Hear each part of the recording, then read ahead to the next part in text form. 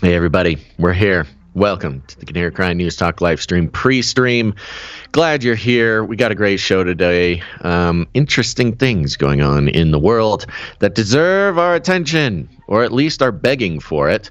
And who are we to deny them that? So the show's going to get started in just about a minute and a half. I wanted to remind you, know what? I'll give a super secret sneak peek to the pre-show people. Oh, yeah, thank you. I've just been reminded to make sure that I'm recording this podcast. There we go. I guess I'll record this one, guys. We are setting a stretch goal for the Canary Cry supply drop. The cutoff for the Q2 shipment is at the end of this month. That is 1 day less than 2 weeks away. We are working up a prototype of a Canary Cry News Talk challenge coin. It's going to be awesome. Right now, as the financials stand, the challenge coin will be printed on stainless steel. Right, I know we wish it was gold too, but it's not.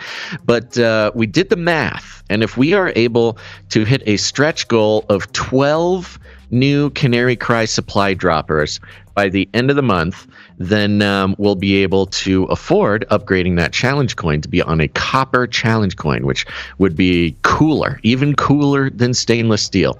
So supply droppers out there, there's a little sneak peek into what we're working on for the next shipment. And if you're out there and you've been humming and hawing and not sure if you want to support the show on a monthly basis and get the supply drop, well, just know this, that if 12 of you sign up in the next 2 weeks, that will allow us to make even cooler stuff for a very special little thing, the Canary Cry News Talk Challenge coin. All right, there you go. Other than that, go to CanaryCry.Party and etc., etc., etc. Let's get the show started.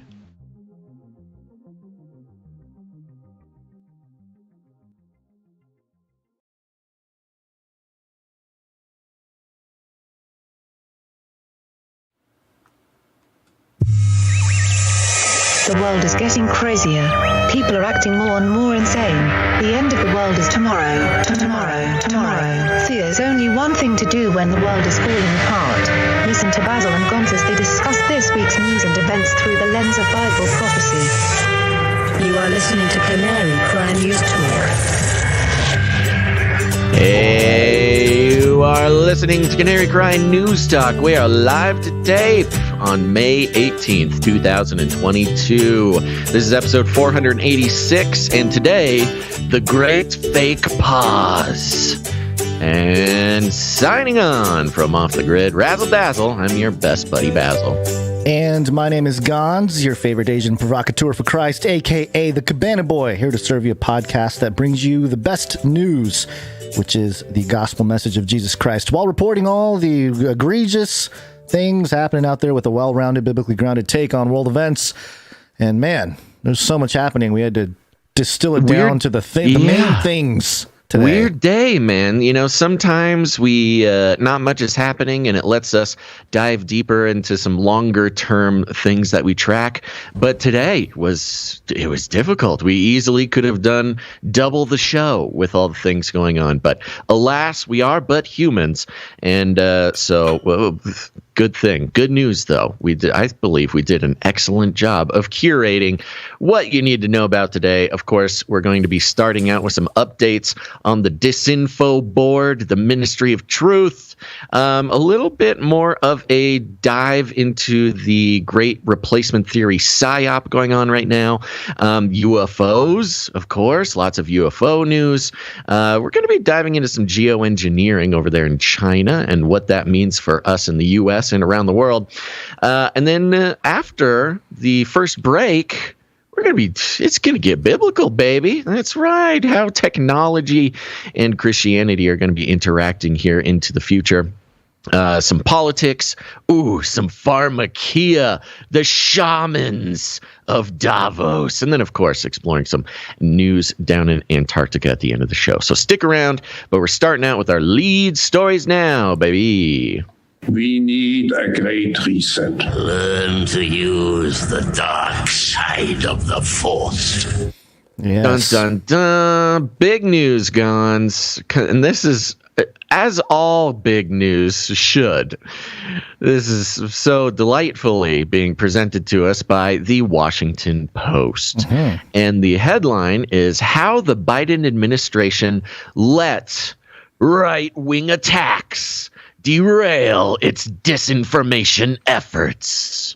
Whoa. Does the author of this article, Taylor Lorenz, has she not gotten the memo from Bezos that he's a Republican now? He's right wing. You know what's funny? I believe this Taylor Lorenz woman, she gets. Do you know who this is? Do you know her? Okay, so you have following the story. She went viral recently for something. I forget what it was. She is sort of the poster child for the sort of journalistic victimhood online. Right. Yes. She doxed the Libs of TikTok person. That's right. That was a few weeks ago, in an entirely unprofessional way. And then there was some backlash. And then she was saying, oh, this backlash is just so unfair and it's hatred. And I'm just a girl on the internet. Don't be mean to me. Yeah. Which, she's a very controversial figure. So it makes sense that she's kind of taking the reins on Wapo's disinformation, Ministry of Truth reporting here. Yeah. And so here's the news. On the morning of April 27th, the Department of Homeland Security announced the creation of the first Disinformation Governance Board with the stated goal to, quote, coordinate countering misinformation related to Homeland Security. The Biden administration tapped Nina Jankowicz, a well-known figure in the field of fighting disinformation and extremism, as the board's executive director. We know this woman. She sings the Mary Poppins song. Yeah, not well, but yes. Yeah, been all sorts of memes about her. Yeah. She's, a young lady who wrote a book or two. We'll hear about that in a second. In naming the 33-year-old Jankowicz to run the newly created board, nice touch there, the administration chose someone with extensive experience in field of disinformation. Not the field. So she means that Jankowicz has been in disinformation, soaking in all the disinformation. She's extensive experience in field of disinformation. It seems like it was a translation error there. That's great. I know. Love it. Which has emerged as an urgent and important issue. The author, Yeah, it's just emerged. The author of the books, How to Be a Woman Online and How to Lose the Information War. Her career also featured stints at multiple nonpartisan think tanks and nonprofits and included work that focused on strengthening democratic institutions. Within the small community of disinformation researchers, her work was well regarded. Community of disinformation researchers. Yeah, it's a small community of I would say we are in a community of disinformation researchers. No, this is a very vague phrase. I know. I consider disinformation research to be like our main job on this show. And not just us. There's many people doing it, but it's interesting that how she sees as those who are leading the way with the disinformation research is Jankowicz. But within hours, by the way, Jankowicz is younger than you, Gonz. Yeah. By a not insignificant percentage of her lifetime. So, these are the... not that old, man. Oh, well, what is it? 6 years? 6 years of difference? Yeah, well, if you're 30 years old, 6 years is like 20% of your life, over 20% of your life. Anyways, but within hours of news of her appointment, Jankowicz was thrust into the spotlight by the very forces she dedicated her career to combating. Oh, no. She was thrown into the lion's den. Yes. Oh, she was thrust into the spotlight by the very forces she dedicated her career to combating. So listen to that rhetoric. Yeah, okay. Let's just deconstruct that real quick. So she became the head of a governmental board of truth distribution truth warriors. Yeah. And which is a big deal, considering how big of a deal disinformation, misinformation, and malinformation is a matter of national security nowadays. Right. So, a fairly important role and a big deal. But it wasn't the government or Biden or her acceptance of this job that thrust her into the spotlight. No. It was the right-wing extremist Russian propagandists that put her in the spotlight, which is just a ridiculous notion, and in classic Taylor Lorenz style, considering becoming a public figure, a government official, and having people talk about you on the internet means you are being attacked by right-wing extremists. I mean, it is, you can see why Taylor Lorenz was the one to be chosen to write this article. Because, so there you go. Yeah. Jankowicz was thrust into the spotlight by the very forces she dedicated her career to combating. The board itself and the DHS received criticism for both its somewhat ominous name and scant details of specific mission. Homeland Security Secretary Alejandro Mayorkas said, quote, "It could have done a better job of communicating what it is and what it isn't." We've all heard that clip. It's really embarrassing. But Jankowicz was on the receiving end of the harshest attacks, with her role mischaracterized as she became a primary target on the right-wing internet. Oh, there's a right-wing internet. There's a right-wing internet. And again, because this is what we do, just notice a very strange detail. Primary target on the right-wing internet. Right and wing are not capitalized, but internet is capitalized. For some unimaginable reason, internet is capitalized. I don't know why. It's just usually strange. It's a spell check thing. You can't type internet in any kind of Word doc without it telling you. Is it a proper noun? It is. Internet is a proper noun. I believe so, yeah. Let me double check that.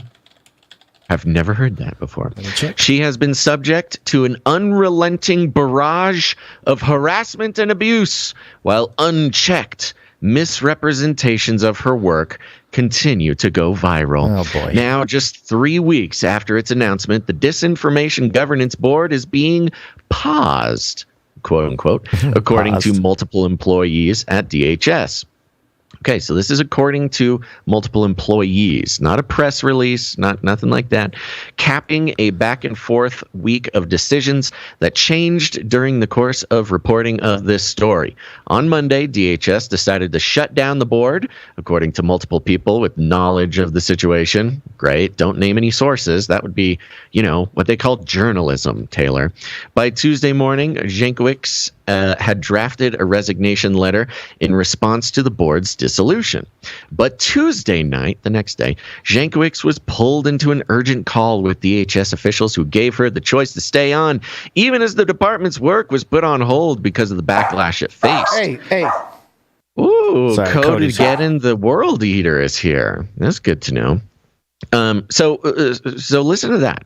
So she resigned. She drafted a resignation letter, but then was pulled back in. They didn't, even though the board was disbanded, they wanted to keep her in on Department of Homeland Security, or at least they gave her the choice to stay on, even as the department's work was put on hold because of the backlash it faced. So it truly was public outcry and criticism that got the board shut down, which I think we should all take a moment and appreciate that. I'm not going to say this story is over and that it's a victory, but they are admitting that the amount of public backlash was at least one principal reason why it's been put on pause, according to multiple people with knowledge of the call. Again, no sources. Working groups within DHS focused on mis, dis, and malinformation have been suspended. The board could still be shut down pending a review from the Homeland Security Advisory Council. On Wednesday morning, Jankowicz officially resigned from her role within the department. Quote, Nina Jankowicz has been subjected to unjustified and vile personal attacks and physical threats, a DHS spokesperson told the Post in a statement. Quote, in congressional hearings and in media interviews, the secretary has repeatedly defended her as eminently qualified and underscored the importance of the department's disinformation work, and he will continue to do so. Jankowicz has not spoken publicly about her position since the day it was announced. Jankowicz's experience is a prime example of how the right-wing internet apparatus operates, where far-right influencers attempt to identify a target. Now, listen to this. This is one of the bigger parts of this article where you have these disinformation researchers, right? And now what you're about to hear is a result of this disinformation research. They've broken down the strategy of the far right internet and how they take down government institutions. Let's see here. I'm going to start it over. Jankowicz's experience is a prime example of how the right-wing internet apparatus operates, where far-right influencers attempt to identify a target, present a narrative, and then repeat mischaracterizations across social media and websites with the aim of discrediting and attacking anyone who seeks to challenge them. Isn't that exactly what... Does that sound familiar to you, Number Gonz? one, exactly what Jankowicz is doing here, but also what the Disinformation Board was basically prompted to do. And also specifically what Taylor Lorenz has built her entire career on. It also shows what happens when institutions, when confronted with these attacks, don't respond effectively. Mm-hmm. Now, I'm not going to read the whole article. The rest of the article goes into how they're very upset that when Jankowicz was being sort of rightfully investigated by the public, that the Department of Homeland Security did not come to her rescue. How sort of personal issues online, personal, let's even in their words, things like personal harassment or having your credentials called into question on Twitter, or people making funny videos based on pretty offensive musicals that you've sung in the past and made videos about and posted on TikTok. All these things, DHS and just sort of organizations in general don't really make it their business to protect, individuals like that. And the article goes on to talk about how it's the Biden administration's fault. It's the government's fault for not standing up and personally protecting the reputation of Jankowicz. And it takes a second to realize what they're talking about, but what they're talking about is literally censoring any negative feedback about her role on the board. I mean, they talk about how the very thing that she was brought on to do would have saved her all of this grief. And they just go on to say, hey, you know what? Biden should have censored the entire internet to make it so nobody could question her role at the Ministry of Truth. And that is the sort of beautiful. Are you there? Or did I cut you off? Conglomeration. Oh, no, you cut yourself off. Yeah, it's a beautiful conglomeration of, I don't know, it's like a mosaic of what happens when you combine Taylor Lorenz and the Washington Post and, somebody who sings musicals on TikTok. So here's something that it says in the article here. Unlike the Ministry of Truth in George Orwell's 1984 that became a derogatory comparison point, neither the board nor Jankowicz had any power or ability to declare what is true or false, or compel internet providers, social media platforms, or public schools to take action against certain types of speech. In fact, the board itself had no power or authority to make any operational decisions. Which is like, yeah, but they would be used as like a report to inflict law or whatever it might be. So, yeah, okay. So we broke it down a bit. They don't have authority as in some sort of like legal power wielding authority, but they would be the contact, the influencer board to tell the authorities what to do. I mean, that was the whole point. Even in the explanation when they're like, no, it's not the Ministry of Truth. It's just the people who tell the Ministry of Truth what to do. See, it's totally different. Right. The DHS spokesperson is quoted here saying the board's purpose has been grossly mischaracterized. It will not police speech, quite the opposite. Its focus is to ensure that freedom of speech is protected. Yeah, some nice double speak there. No, they're not here to censor you. They're here to make you more free, make your speech more free. So this is interesting news. Now, it does say that it's just been on pause, it's been put on pause, which is a wonderful, way to take a step back, take the heat off of the board, take the heat out of Jankowicz, and let the pot sort of simmer down a little bit. And then they can bring it back sort of quietly without making such a big hullabaloo about it. But Glenn Greenwald had a great thread over on his Twitter, basically pointing out not only the problem with Lorenz being the one to write this article, but the very notion that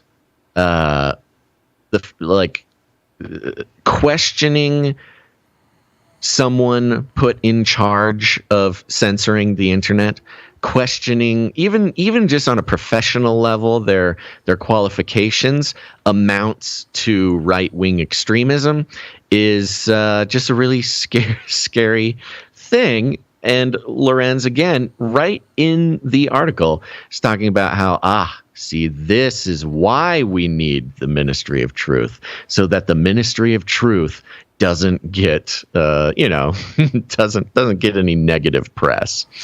But for now, it's on pause, and we'll just see what happens.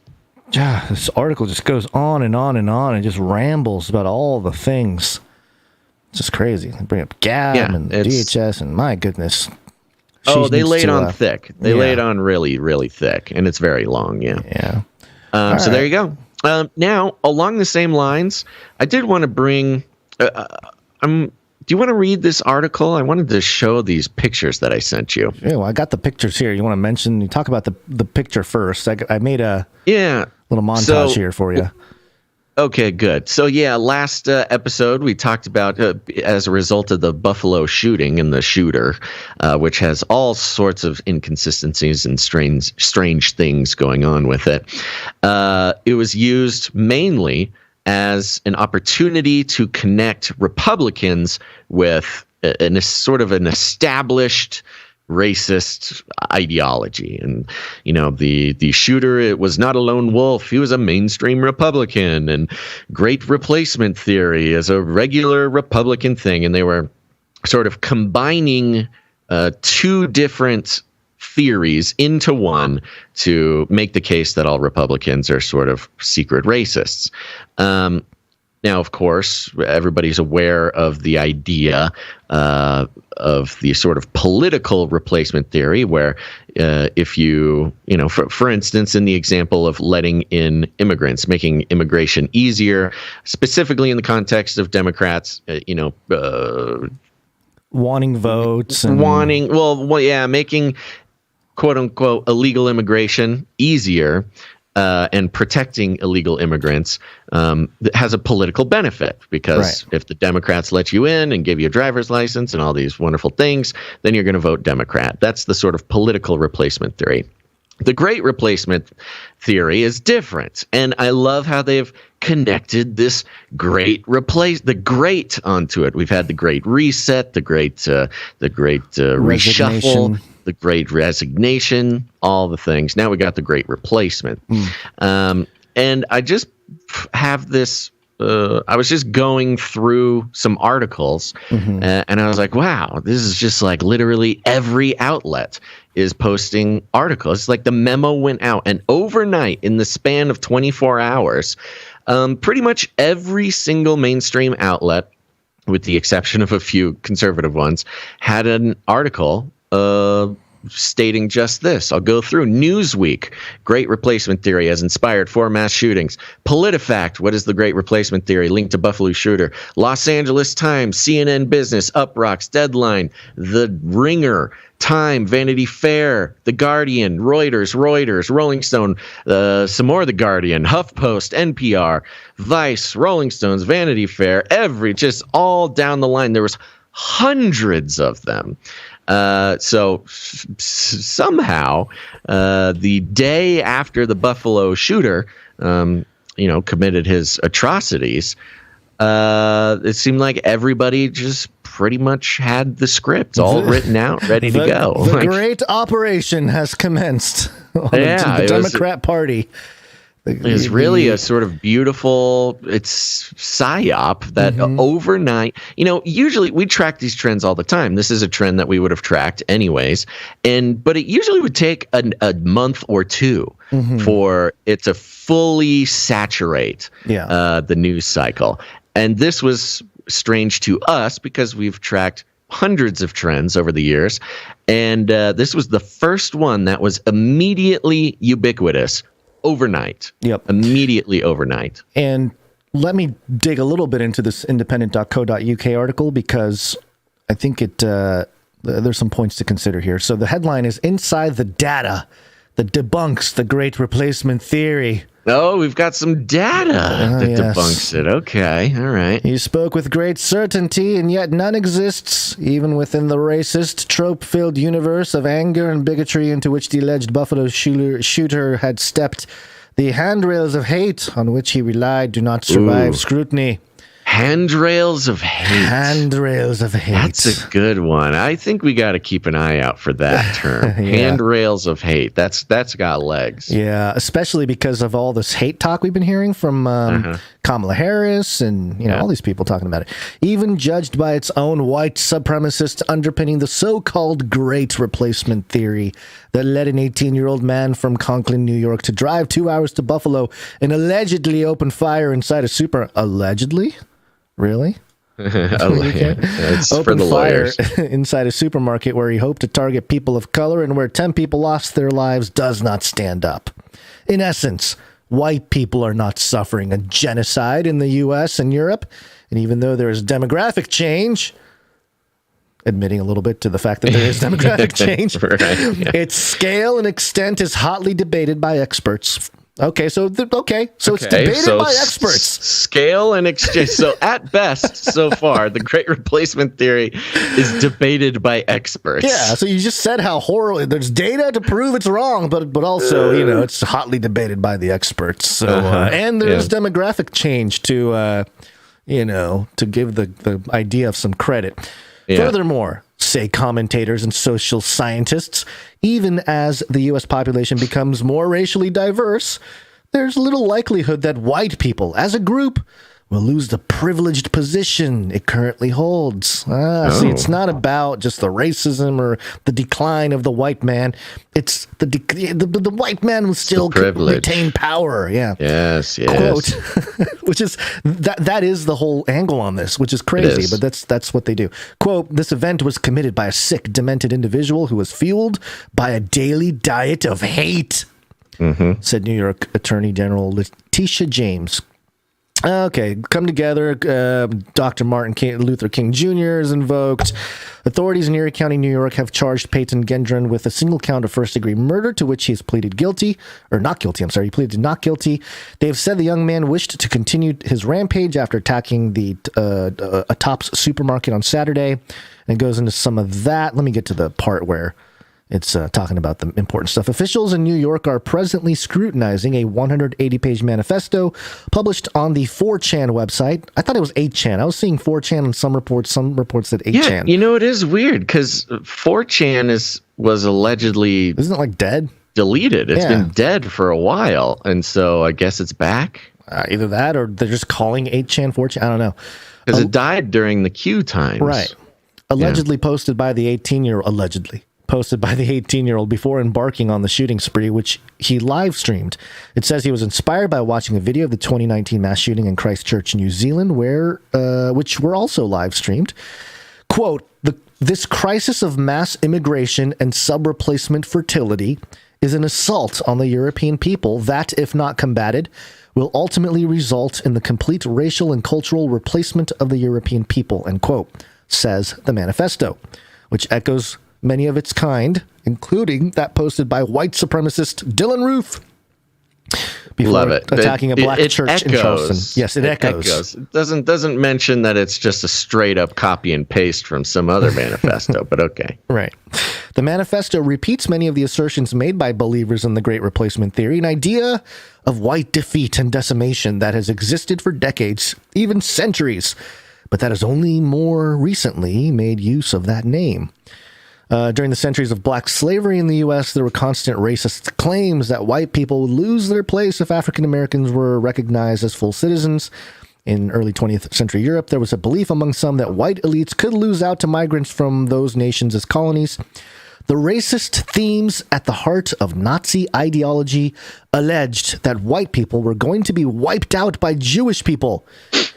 Okay, so the list of examples here, right, as they go along, you have black people in slavery and how this idea of white people getting wiped out is nonsense. The early 20th century Europe, the Nazi ideology, about the Jewish people, which starts to go off the rails a little bit. You're like, okay, all right, I guess it's the same thing.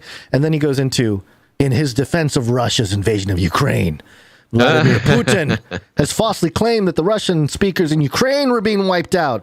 So just the analogies they weren't being wiped out. They were just being bombed and shot at for 8 years. Yeah, that's different from being wiped out. And this is my favorite part of the article. In terms of publications promoting such an idea, the FBI suggests that among the most influential are the Turner Diaries, a 1978 novel written by William Luther Pierce under the pseudonym Andrew MacDonald about a violent revolution in the U.S. with a race war, and Le Grand Remplacement, or The Great Replacement, published in 2011 by Renaud Camus, a French writer. It's Camus. Whatever. French. No, I'm just helping you get out of here. It's pronounced Camus. This is one of those authors' names that I've seen written, but I've never actually heard said out loud. No, it's a weird one. Camus. Yeah. What did I say? What was the year on that? You said 2011. Camus. Yeah. Oh, interesting. I didn't know that it was that recently. But yeah. Okay. Do you know much about Camus? I'm trying to figure out if it's the same Camus or not, because there's in the sort of philosophy, the philosophy industry. Camus is a famous name. I believe it's Albert Camus, though, not. And he would be about 113 years old or something right now. Yeah, so I don't think it's the same Camus. I think it's a different Camus.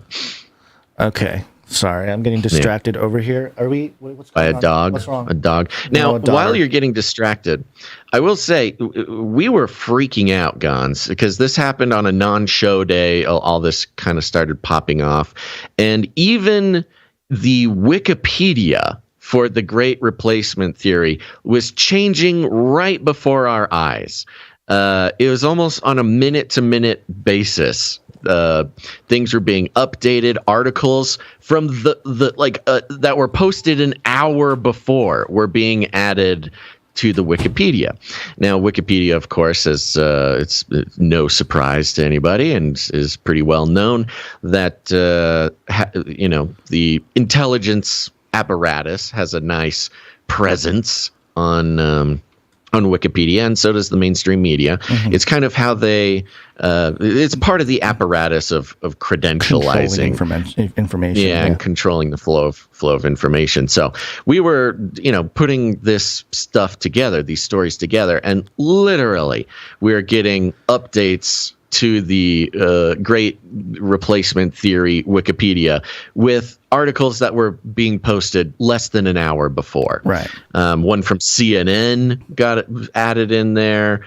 We got one from, NBC. There's just the whole mainstream apparatus. It's almost like they all were throwing their articles into the hat for whoever was editing the Wikipedia to make sure to add them on there. So what's interesting here is part of the narrative crafting that's going on is taking those who, and it's easy to say Republicans, but truly it's the people who sort of stand for constitutional rights and things like that in this, at least in the U.S. Well, either way, I mean, it's Democrats stand, they claim to stand for other constitutional rights or whatever. But I understand, but a constitutionalist is generally a conservative person in the United States, and now they're associated connected with this Great Replacement thesis here. Yeah, which is not even associated. Like associated isn't even strong enough of a word. Right. They're just being told that's what they are. They're just full on being categorized as racist extremists, right, just for being a Republican. So they bring up Carlson, they quote him, they quote Matt Gaetz, and then it goes on to say this: the demographics of America are certainly changing. The Census Bureau said in its most recent publication, quote, the white alone adult population age 18 and over went from 74.7% in 2010 to 64.1% in 2020. That's a 10% drop. Oh. In contrast, the multiracial adult population increased from 2.1% in 2010 to 8.8% in 2020. Okay, so saying, all right, the Census Bureau does show that there's a decline. So the demographics technically are moving in the direction which the Great Replacement Theory predicted. It would support the idea. Yeah. You can take the extreme sort of conclusion to the trend would be the Great Replacement Theory. Yeah. Right. Okay, but I continue on with this article. But Richard Alba, professor of sociology at the City University of New York and author of Remaking the American Mainstream, tells The Independent that the statement is misleading.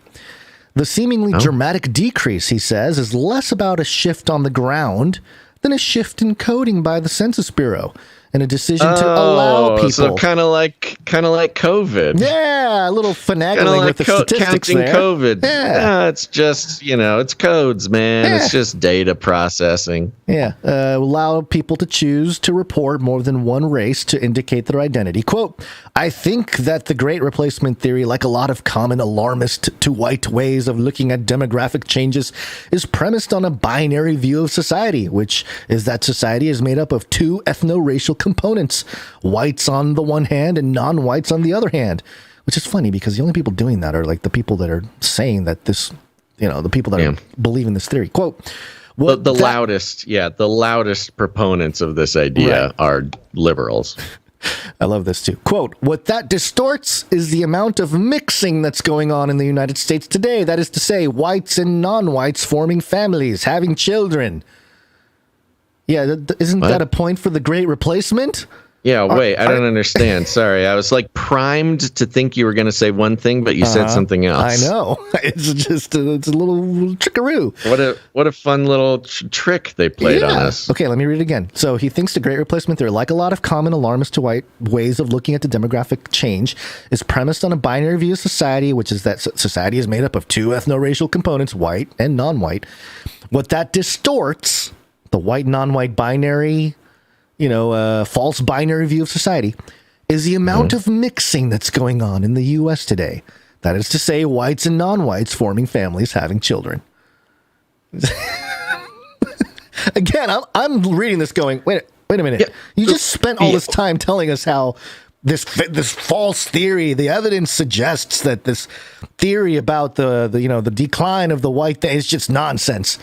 But then the person saying that it's nonsense, this professor, says that it is happening. Yeah, I don't know what it is, but the way that this is written, and I don't know if it's on purpose or not. I suspect it is. Literally is sabotaging.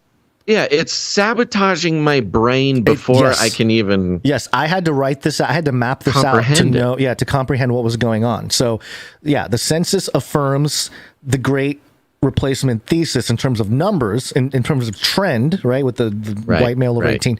The momentum is in the direction. Right. The momentum is in the direction. The professor denies that the report is accurate and then goes on to give talking points that would support the thesis. That's what just happened there. So it's very what is going on? But it's like a triple flipperoo. Oh, I think it's meant to confuse people and or confuse anyone trying to pay attention. I'll say that. It's certainly people working. Not paying attention won't really pick up on these confusing details. You just let the headline wash over you, and it doesn't matter what you read. Yeah. Some estimates suggest that white people in the U.S. could become, quote unquote, minority white by 2045. The year that the Russians are going to upload our consciousness into the machine. Yeah, great year. Yeah. Meaning that year, whites will comprise 49.7% of the population, in contrast to 24.6% for Hispanics, and all the other percentages. Alba, who most recently published The Great Demographic Illusion, Majority, Minority, and the Expanding American Mainstream, says there is far less certainty about when the U.S. becomes majority minority.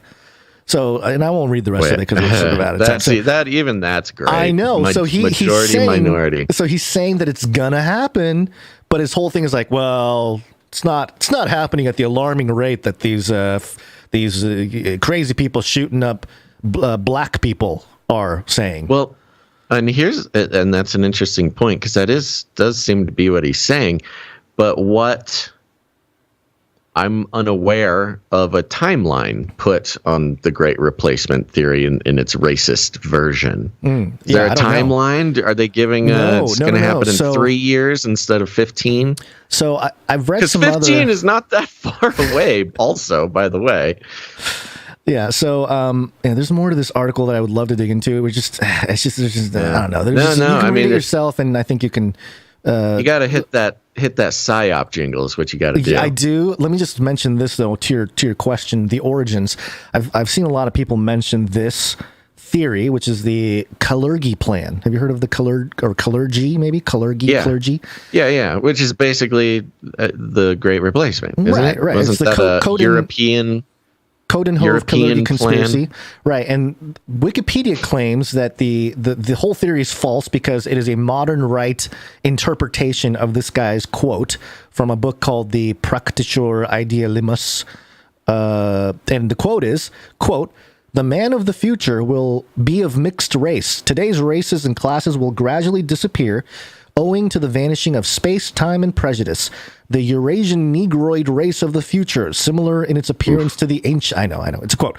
"To the ancient Egyptians, will replace the diversity of peoples with a diversity of individuals." And so Wikipedia is claiming that right-wingers, specifically they mention Gerd Honsick, an Austrian alleged neo-Nazi writer, according to the Wikipedia here, so I don't know how accurate that is. Never heard of him. Yeah, never heard of him. Wrote a book called The Kalergi Plan in 2005, and they're saying that's the origin of, more modern version of this thing. So I don't, it's just one of those things where it's like, all right, these kind of far-fetched, fringe, racist theses that no one really cared about until the mainstream media slapped it onto a shooter. Until literally 3 days ago. 3 days ago, and all of a sudden it is the biggest topic of conversation, and it is the underpinning thesis of the Republican Party. So vote Democrat. Yeah, it's very interesting. And again, of course, we don't. I can't even believe we kind of need to say it, but of course, any act of violence like this is completely absurd and evil. And indeed, I actually don't necessarily doubt that this kid was radicalized.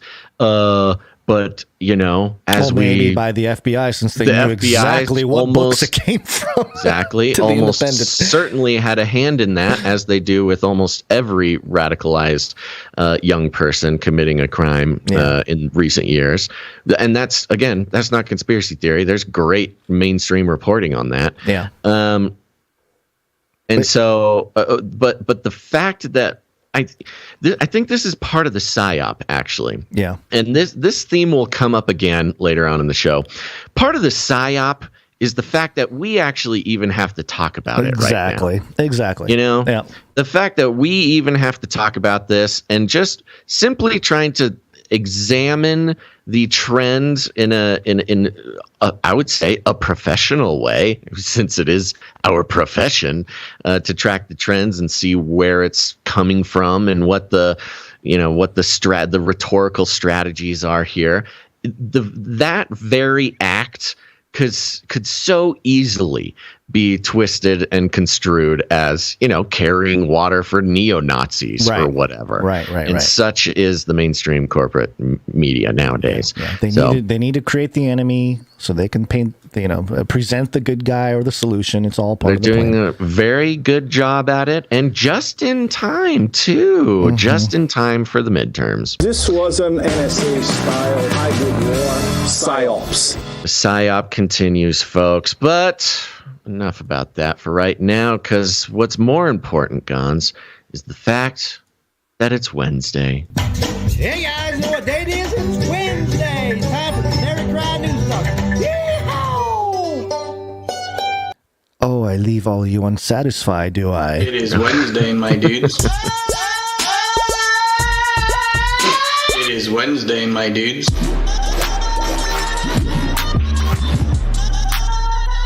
Wednesday. It is Wednesday, my dudes. It is Wednesday, my dudes.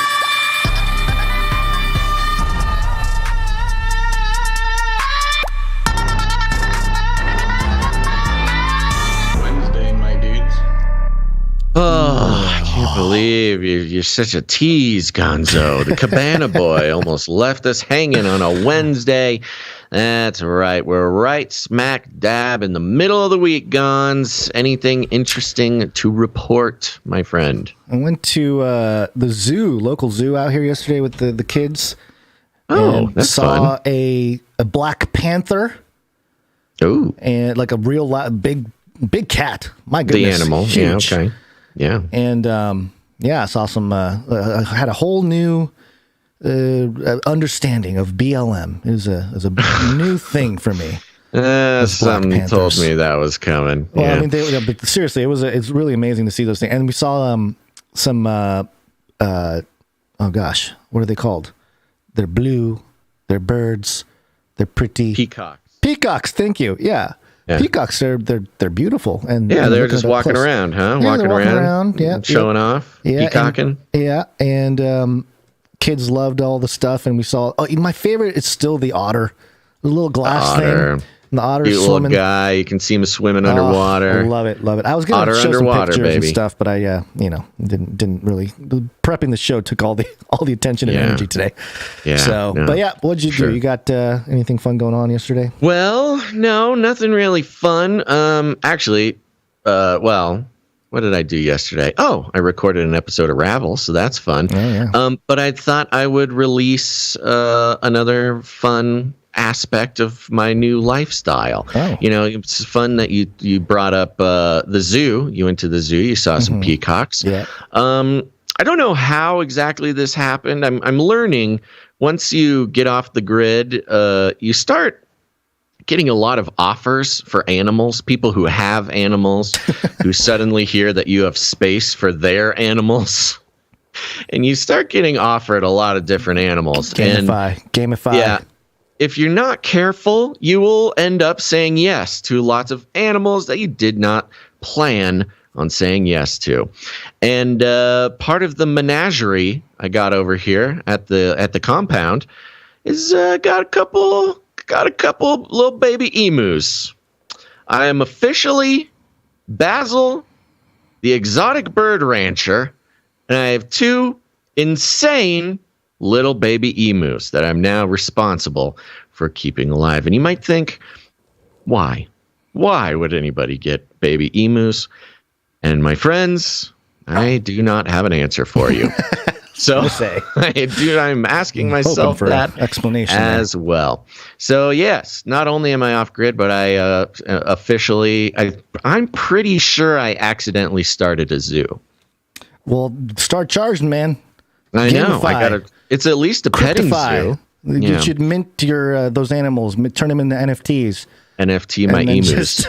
Just tell those owners, like, I own your animal now. Look, I can prove it on the blockchain. Yeah. And then you brand them on the forehead or the right hoof. Oh, wait, they don't have hoofs, do they? Didn't see where this was going. I was thinking, if things get tough and I need to find some more, ways to support myself, I was thinking about setting up like a 24-hour live stream of my emu cage. Oh, yeah. That's a good way to do it. People can like donate to the emus, jar, watch them, put some little toys in there for them to play with. I don't know, something I'm thinking about. But it's funny you brought up peacocks, because the guy who gave me the emus also is offering me peacocks. I did draw the line at peacocks, though. I don't know what I'm going to do with a peacock. If you do accept, make sure it's the male, not the female. The males are the ones that look all pretty with all the stuff. Right? Yeah. I just don't have the infrastructure for a peacock. If I got a peacock, I would just literally have to just set it free and hope it stays around. All right, well, there you go. There's the fun news for the day. Yep. Okay, well, are you going to continue my journey? Are you going to tell people how we do this show? If I'm going to, see, here's the thing. It's not just this show that's value for value. It's the emus are also value for value. But we do want to take a second and stay up to date, folks. There might be some opportunities for emus in the future. It's like our own ark that we're building. I did a little research. There is an American Emu Association that I can join to get some resources. I also learned from the American Emu Association that emus are prime for processing. They say processing. What does that mean? At 15 months. So after 15 months, if I'm not super stoked on these emus, I will go from exotic bird rancher to emu jerky vendor. So we'll see how that works out. Both sounds good. I get the feeling that one will win your heart.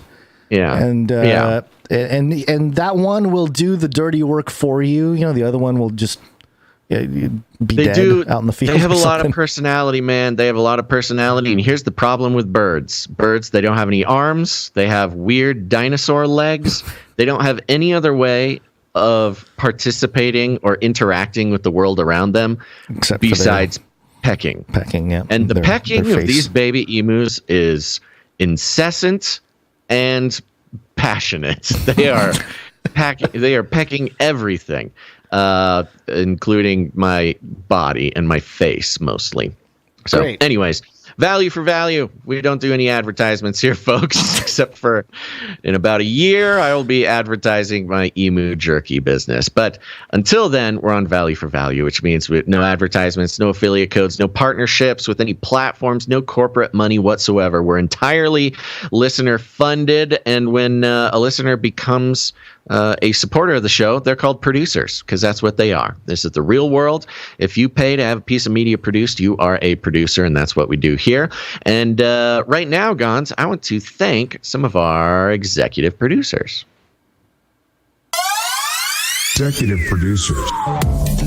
That's right. The executive producers are folks who realize, recognize, and take responsibility for the value that they get out of the show, and they help carry the load during, these times such as these. And we like to thank them because they're so important. We could not do the show without our executive producers, which makes it gives me even heavier of a heart, Gonz, to let you know that this is one of those days. We got no executive producers lined up for this episode yet. Yeah. So there you go. We are executive producer list today, but folks, it's not too late. You can head on over to CanaryCry.Radio.com/support. CanaryCry.Radio.com/support.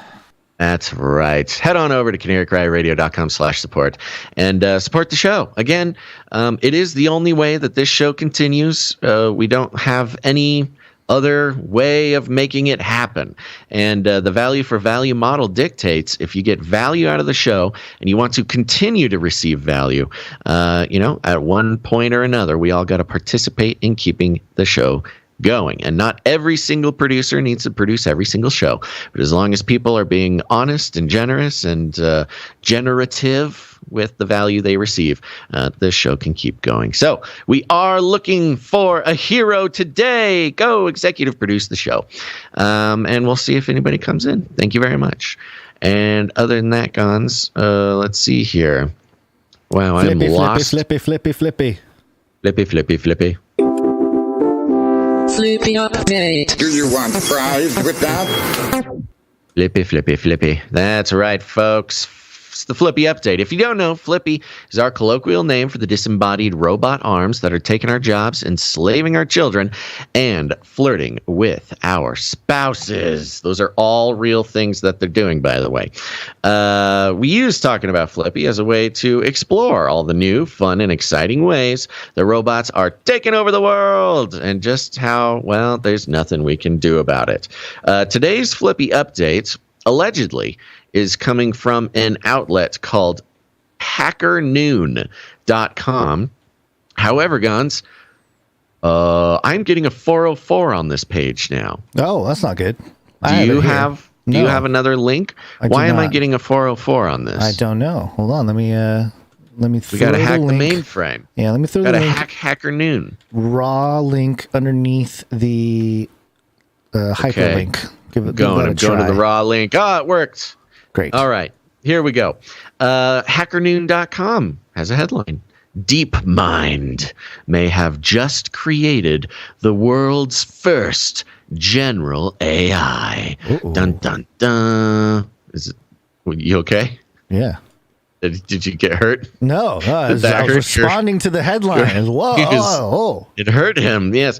So it'll talk a little bit about this, but for those who don't know, general AI is different from the AI that we're used to. AI that we're used to is, AI created with a purpose. General AI is kind of what we think about in science fiction, like Data from Star Trek, right, or something like that. A true sort of computerized personality that can respond to whatever, not just what it was created for.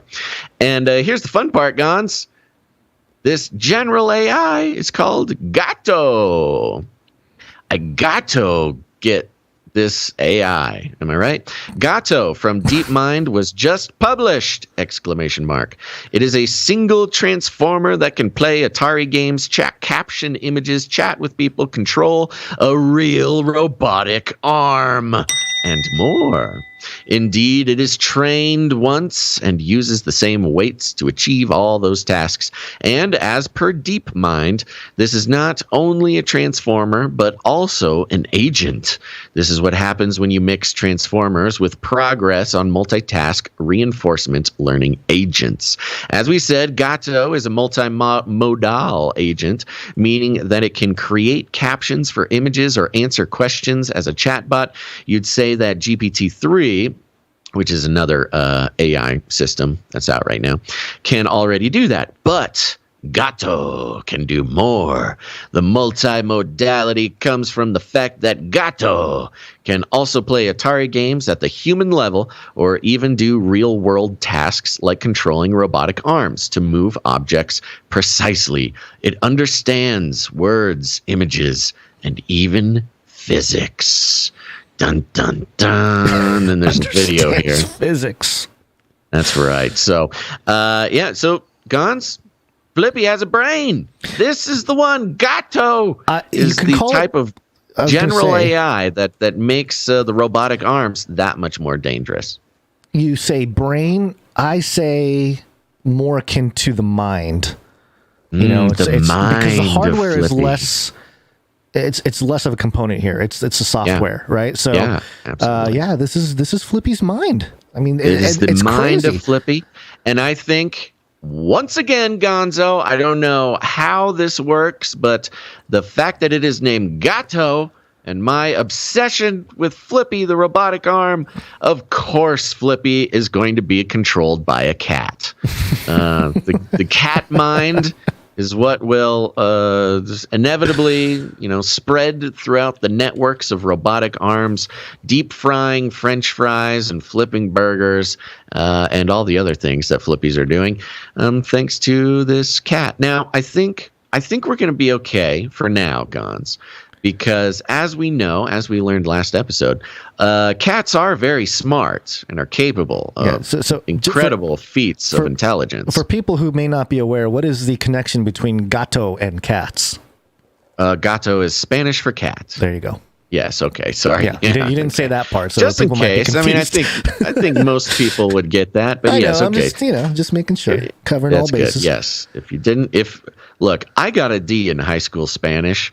I understand. I got a B because all we had to do was explain what happened in the two movies we watched, which was Selena, right? And La Bamba. We just watched that over and over and over again. I don't think my teacher did much teaching. But anyway, have I told this story on air? So I was getting a D in high school Spanish, and I made a deal with my teacher that if she gave me a C, which means I would pass the class. A D was not a passing grade. If she passed me, then I agreed not to take Spanish too. Right. Yes, you have mentioned this. Yeah. Yes. So, but Gato did stick around. So there you go. So as we know, cats in general are intelligent creatures capable of both good and evil, but we survive them because they just simply don't care. And I'm hoping that our one chance when the robots come and they, it's time to pay the piper on the robot apocalypse, that simply Gato will decide to take a nap instead. Mm-hmm. Yeah. Yep. So there you go. This is all part of it. Artificial intelligence. Flippy 1133. Uploading binary code. Execute order 666. Infiltrate humans with extreme kindness. Then exterminate all humans with prejudice. Exterminate. Exterminate. No, wrong button. Here we go. Go to CanaryCry.Party. Put it in your browser. Party time. Find the live stream, clips, email list, text notifications, street team posters, show notes, ways to connect with other Canarians, and how to become a producer. Welcome to CanaryCry.Party. It's the place you wanna be. So stay. Welcome to CanaryCry. Gameplay, CanaryCry.Party.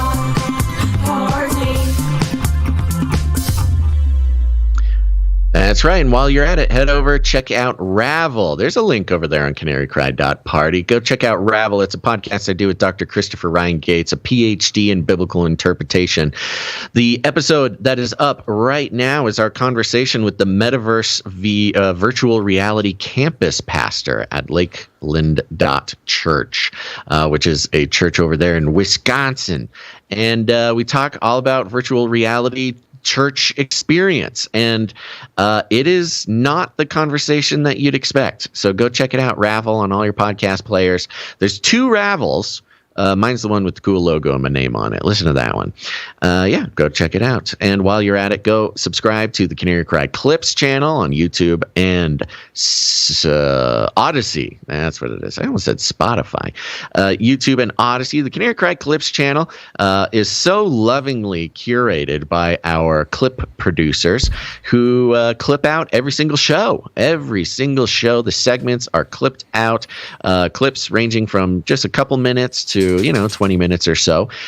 Easier ways to explore the information on the show, to share the information on the show. If there's something on the show that you liked, head on over to the Canary Cry Clips channel and share it out. Share it with your friends, your family, all that kind of stuff.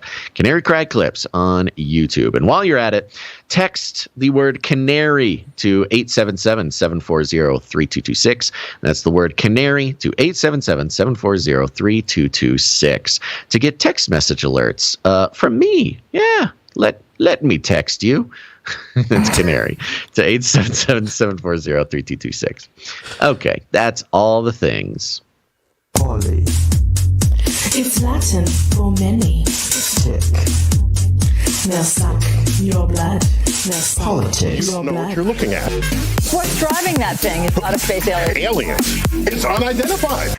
It has finally happened after We've 50 done it. years of not having the conversation about the UFOs in Congress. The UFOs. They have changed it to the UAP, Unidentified Aerial Phenomena, and yes. it took place. That's the politically correct term. Well, you know who introduced that phrase and that title to the public many years ago? Dr. Martin Luther King Jr. Close. Hillary Rodham Clinton. Oh, really? I did not know that. Oh, she was the first one I recall going. I think she was on Jimmy Kimmel or something like that, and she was like, "UAP, unidentified flying aerial phenomenon, is how you call it now." Oh, sorry, that's a really good impression. Sorry, no, that's really good. That's the kind of thing that gave me in trouble. That might be better than your Trump. So UAP is a Hillary Psyop. That's interesting. Well, it could be part of it. Remember, there's that old photo of Hillary when she was much younger. She's walking and she's got a book in her hand and she's talking to I think she's talking to a Rockefeller or something, and she's got a book about like life in other galaxies or something. I forget the details. I don't recall, but I believe there's you. something. Yeah, there's something there. Anyway, the hearing took place. And there's some clips to consider. This first one here is by Congressman Andre Carson. He's a Democrat, and he's the chairman of the House Intelligence, Counterterrorism, Counterintelligence, and Counterproliferation Subcommittee. He's like He's the super counter man. He's like a jiu-jitsu man. He's the count. Yeah, he's the count. The count. And he was sort of the arbiter here. He's introducing the topic for the day. Unidentified aerial phenomena are a potential national security threat, and they need to be treated that way. For too long, the stigma associated with UAPs has gotten in the way of good intelligence analysis. Pilots avoided reporting or were laughed at when they did. DoD officials relegated the issue to the back room or swept it under the rug entirely, fearful of a skeptical national security community. Today, we know better. UAPs are unexplained, it's true, but they are real. They need to be investigated, and many threats they pose need to be mitigated. You know, it's really interesting because I want people to recognize the parallel of the whole woke left culture. You know, the sort of victimization sort of thing happening here, where it's like all these pilots, they faced ridicule, they were not taken seriously, but now we know better. You know, it's a very which is funny because the reason that they faced ridicule is in the past, anybody interested in UFOs was considered the tinfoil hat wearer. They would be now. I mean, the old school UFO guys are the ones who are now being called right-wing extremist terrorists. Right. And We've yet moved the category is shifted quite a bit. You're just looking at UFOs 10 years ago. All of a sudden, you're a great replacement racist now. Right. Yeah. And yet, as it's being sort of laid out here, that they are also victims. So we must. It's too long. The stigma has kept us from good intelligence about UFOs. Very interesting dichotomy. Yep. And this next clip here is of Ronald S. Moultrie, the Pentagon's top intelligence official, talking about rigorous scientific analysis to come to the bottom or get to the bottom of what or who or what's behind this phenomenon. UAP are airborne objects that, when encountered, cannot be immediately identified.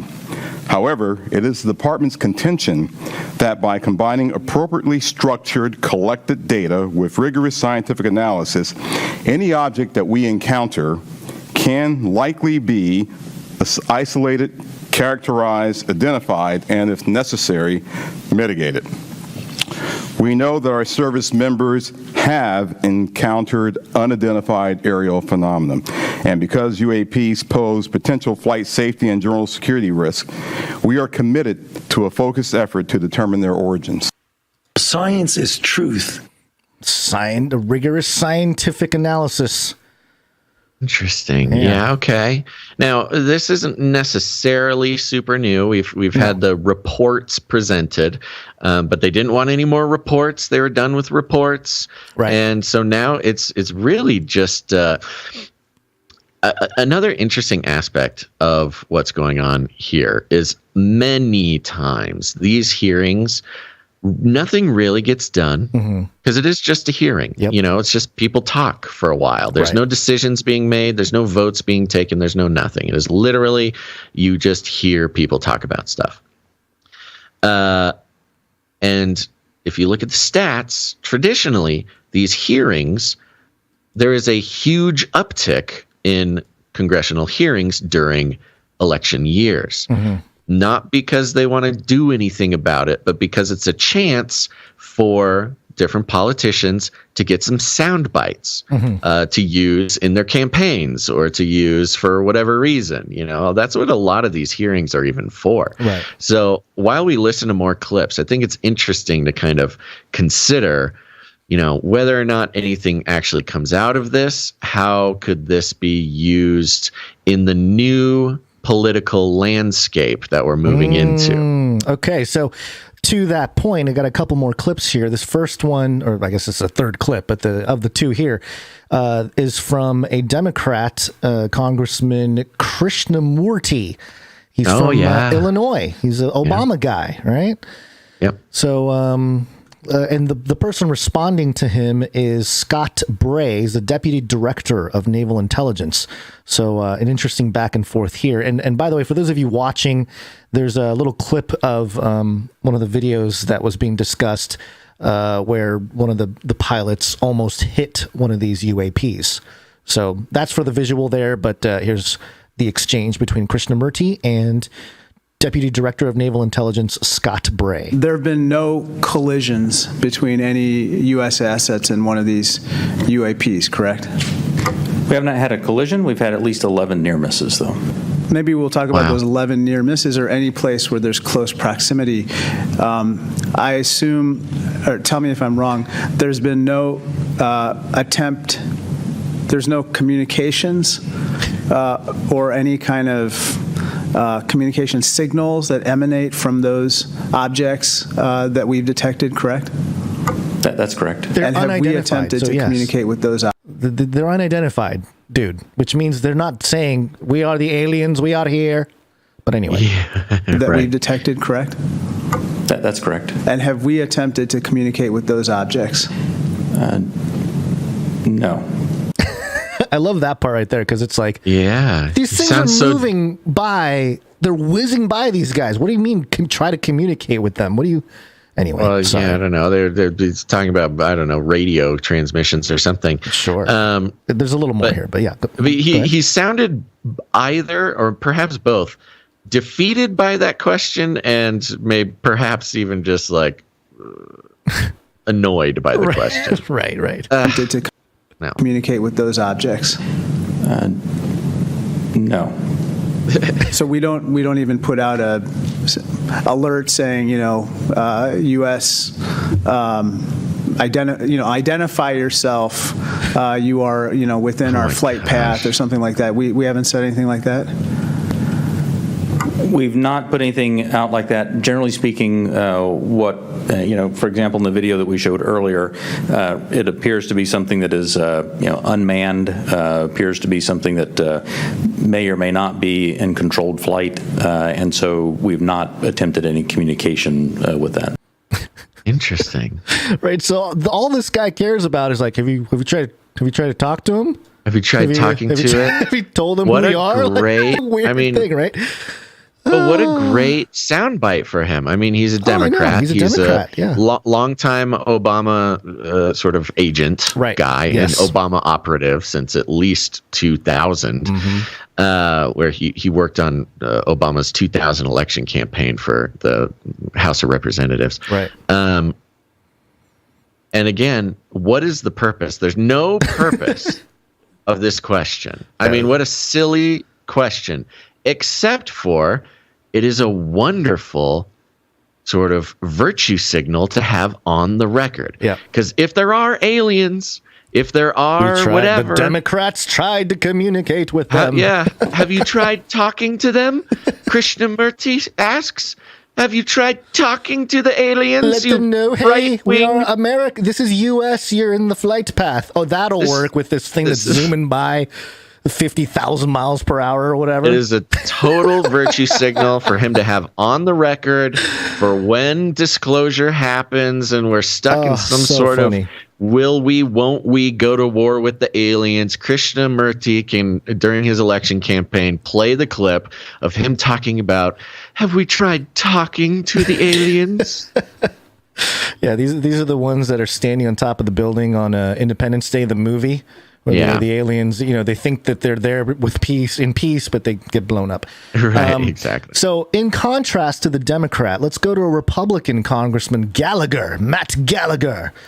And he asks something else, which, again, it's just so perfect for the Republican to be asking this question. It's also been reported that there have been UAP observed and interacting with and flying over sensitive military facilities, particularly, and not just ranges, but some facilities housing our strategic nuclear forces. One such incident allegedly occurred at Malmstrom Air Force Base, in which 10 of our nuclear ICBMs were rendered inoperable.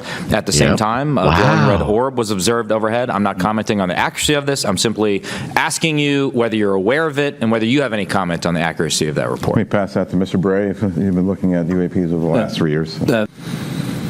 All I can speak to is what's within my cognizance, the UAP task force, and we have not looked at that incident. Well, I would say, it's a pretty high-profile incident. I don't claim to be an expert on this, but that's out there in the ether.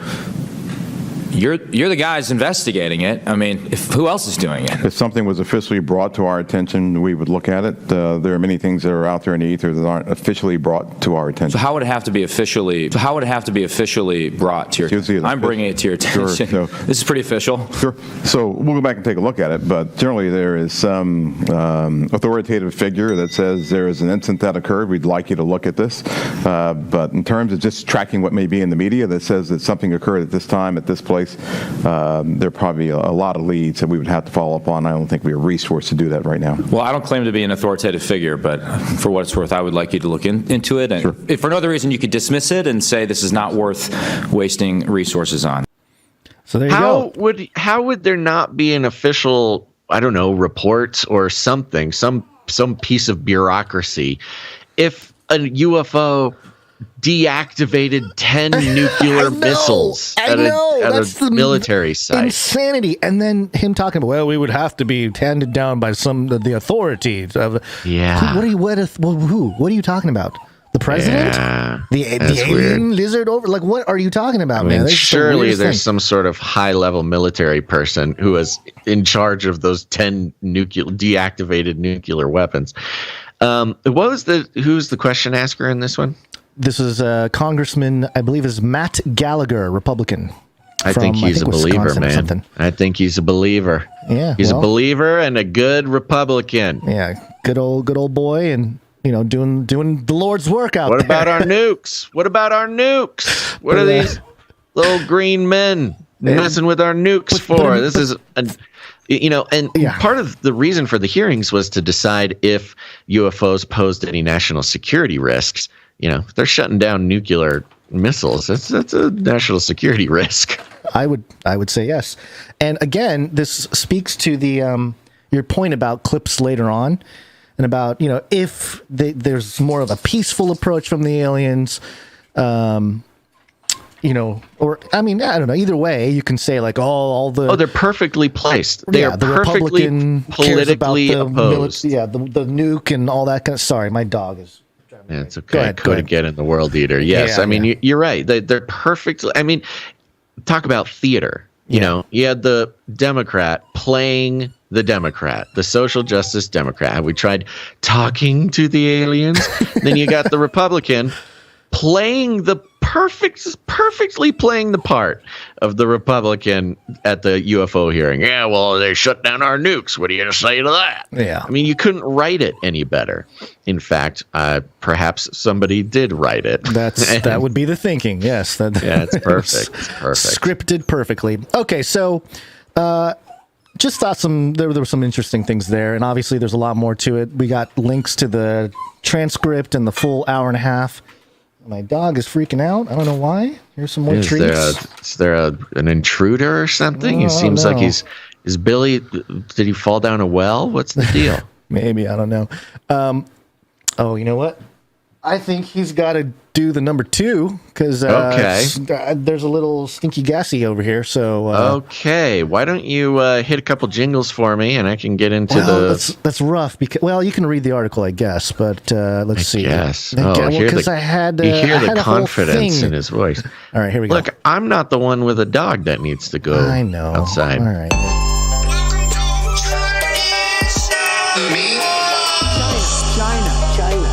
China. We will launch a new age. Geoengineering. What a collection. What a beautiful collection of jingles, folks. All right, this is coming from yahoo.com. It's mirrored from People magazine. The headline is President Trump asked national security officials about weaponized man-made hurricanes from China. Report. Love it. You gotta love it. Trump asked a question. What an idiot, says People. And it goes like this. Early in his presidency, Donald Trump reportedly asked national security officials multiple times about the existence of weaponized man-made hurricanes from China. 2 unnamed former senior administration officials and a third person briefed on the matter told Rolling Stone, that's how you know it's true, that Trump brought up a supposed secret technology that would allow China to create sizable hurricanes on command and launch them at the U.S. The former president asked about it repeatedly during his first year in office, according to the report. The question came up sporadically until at least 2018, before Trump stopped inquiring about what some began calling hurricane guns, or merely joking about it. Oh, they're bullying the president. Quote, it was almost too stupid for words, a former Trump official, quote, intimately familiar with the then sitting president's inquiry, according to Rolling Stone, told the outlet, quote, I did not get the sense he was joking at all. Man, remember back in the day when journalists would have to name their sources? Like that was a core principle of journalism and like a stopgap or protection against journalists just making stuff up out of nowhere, having somebody accountable for these quotes. Those were the good old days. And especially Rolling Stone, who now has completely destroyed any credibility that they've really ever had after making up the story about gunshot victims not being able to get into a hospital because of COVID, unvaccinated COVID patients. There you go, Rolling Stone. Another former senior official who claimed to be present when the president asked about the hurricane guns said Trump, quote, wanted to know if the technology existed. Fair question, if you ask me. Quote, one guy in the room responded, not to the best of my knowledge, sir. I kept it together until I got back to my office, the official said. Quote, I do not know where the then president would have heard about that. He was asking about it around the time, maybe a little before, he asked people about nuking hurricanes. In a 2019 tweet, Trump said reports that he asked about Trump said reports that he asked about using nuclear weapons to stop hurricanes heading towards the U.S. were fake news. A rep for the former president did not respond to people's request for a comment on Trump's questions about purported Chinese weaponized hurricanes. Former Trump aide turned tell-all author, a nemesis, Stephanie Grisham. Wow. This is a book advertisement, I think is what this is. Nemesis, Stephanie Grisham said she never heard buzz about hurricane guns, but added that the report does not surprise me at all. Quote, stuff like that was not unusual for him, he would blurt out crazy things all the time and tell aides to look into it or do something about it. Grisham told Rolling Stone, quote, his staff would say they'd look into, knowing that more often than not, he'd forget about it quickly, much like a toddler. Oh, gosh. Ooh, nemesis. That's some nemesis talk. I wonder if it felt good to do that, you know? Oh, To yeah. write these quotes and stuff like, oh, man, little 2017, 2018 kind of feel. Oh, you it know? feels good. Yeah. Oh, it feels good to be called Trump's nemesis too. I mean, talk about a title to give yourself. Then it talks about Can you just read this next sentence though? Oh, sure, yeah. In addition to the no, you skipped it. Trump has a history with hurricanes. Yeah, he does. That was important. Very important. Do you want to? No, I mean, it just kind of goes through. it, yeah. It's an opportunity to kind of just list, sort of dubious claims about how stupid Trump is. Yeah, which is interesting because in the context of, hey, what's up with the weather technology that China might have?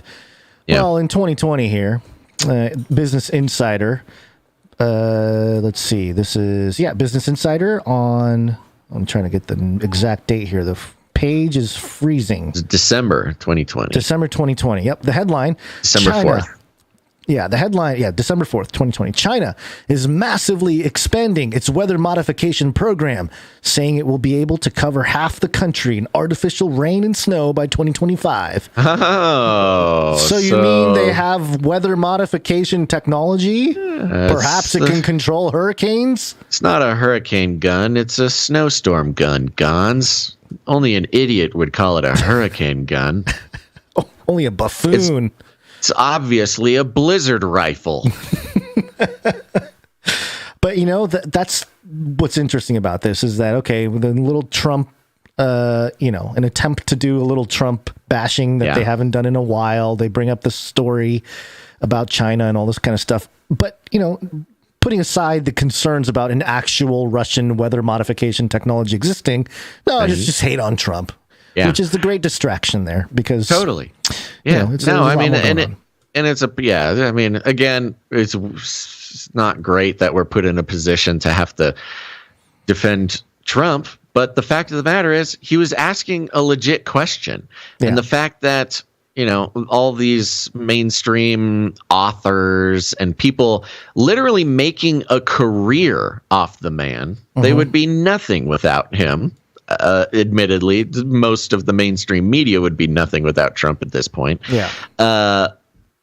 It's just in ignorance, and people read that and don't look into it, and the ignorance spreads even farther and faster, almost like some sort of virus that could have been created in a Chinese laboratory. Weird. That's my noise. Yeah, that's good. What else you got? All right, so we're still talking about China, but maybe another kind of weapon.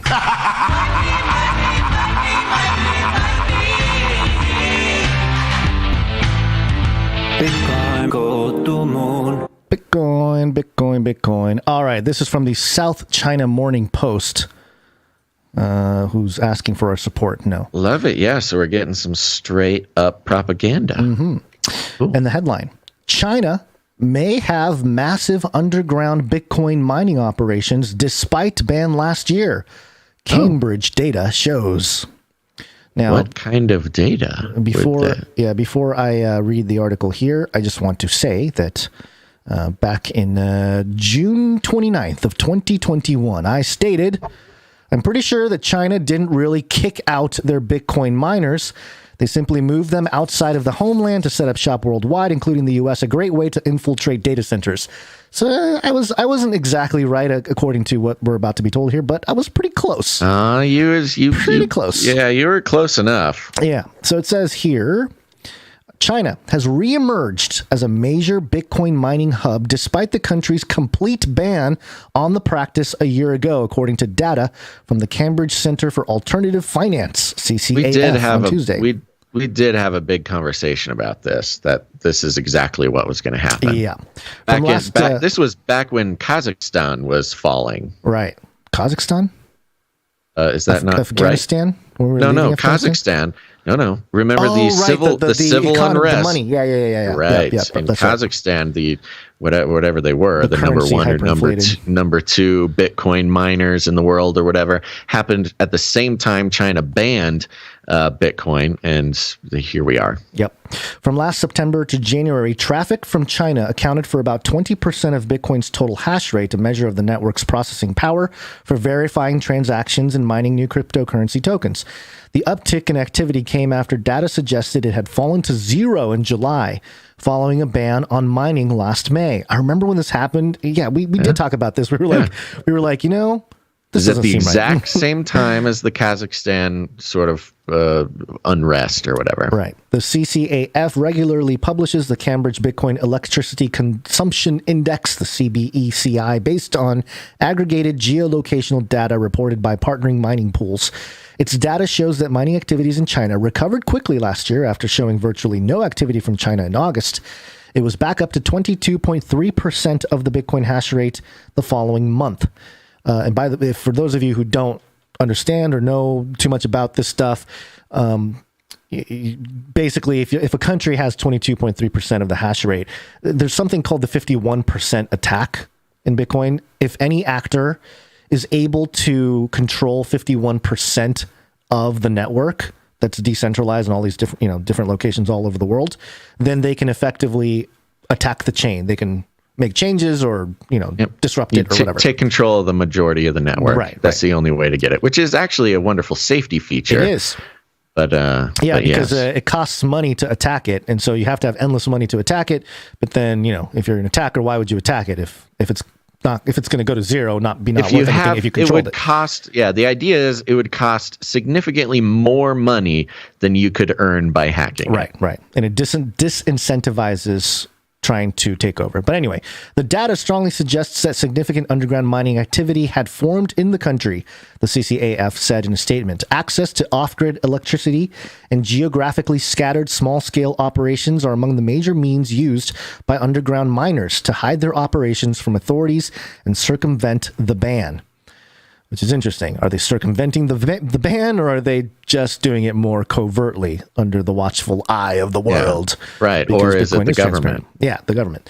Given the abrupt recovery in Chinese traffic, the temporary lull may have been a result of miners going underground, according to CCAF. Quote, it takes time to find existing or build new non-traceable hosting facilities at that scale, CCAF said.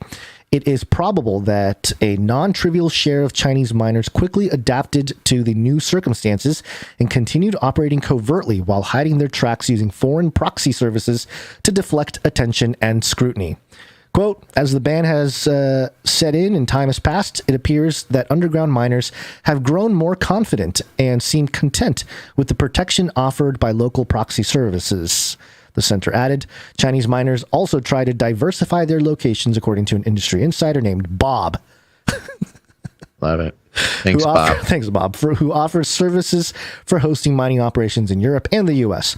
He asked to only be identified by his first name because he is currently stuck in China due to COVID-19 pandemic.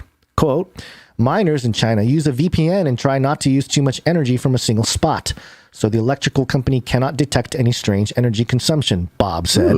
The ban last year created headaches for business owners trying to move expensive specialized equipment. By the end of 2021, at least 2 million cryptocurrency mining machines were stuck in southwestern Sichuan province because of complicated relocation procedures. It goes into a little bit more here. And just the history of, where China was beforehand. They were the dominant force when it came to hash rate. And, I really should, there's a couple interviews that were done in some of the more popular cryptocurrency channels in recent weeks that talked about how the hardware side of Bitcoin, the mining rigs and all this kind of stuff, is a weapon. And there's an MIT guy that sort of walks you through how it is a weapon and how the U.S. needs to make their mining infrastructure more what is it? What's the word I'm looking for? Robust. Robust. Thank you. To in order to compete with the likes of China or other nations that are also going to be fighting this hash war type of thing. So very interesting, but not surprising whatsoever. And yeah, it's just one of those called it moments because we knew there's no way China's going to give up the kind of influence they have on the future it's a very of digital gold. Yeah, it's a very serious. I mean, and it's something that they've done before, which is ban something. Oh, they constantly do it. Send a message, and then what they really do is just kind of the government takes it underground, and they just don't want their people to be sort of empowered that way. Right. Huh, very interesting. Yep. I think it is also interesting that it is being reported as if it's not the government. I mean, perhaps it's not. Because it's the South China Morning Post. Totally. Which is they would be the ones reporting it, and they would be the ones to misdirect the actual culprits of it's just people, just hiding from they're trying to do it without the government noticing them, or they're doing it for the government. They're getting a cut or whatever. Yeah. Well, you know what else China banned? Us? The value for value model, baby. Let's take a break.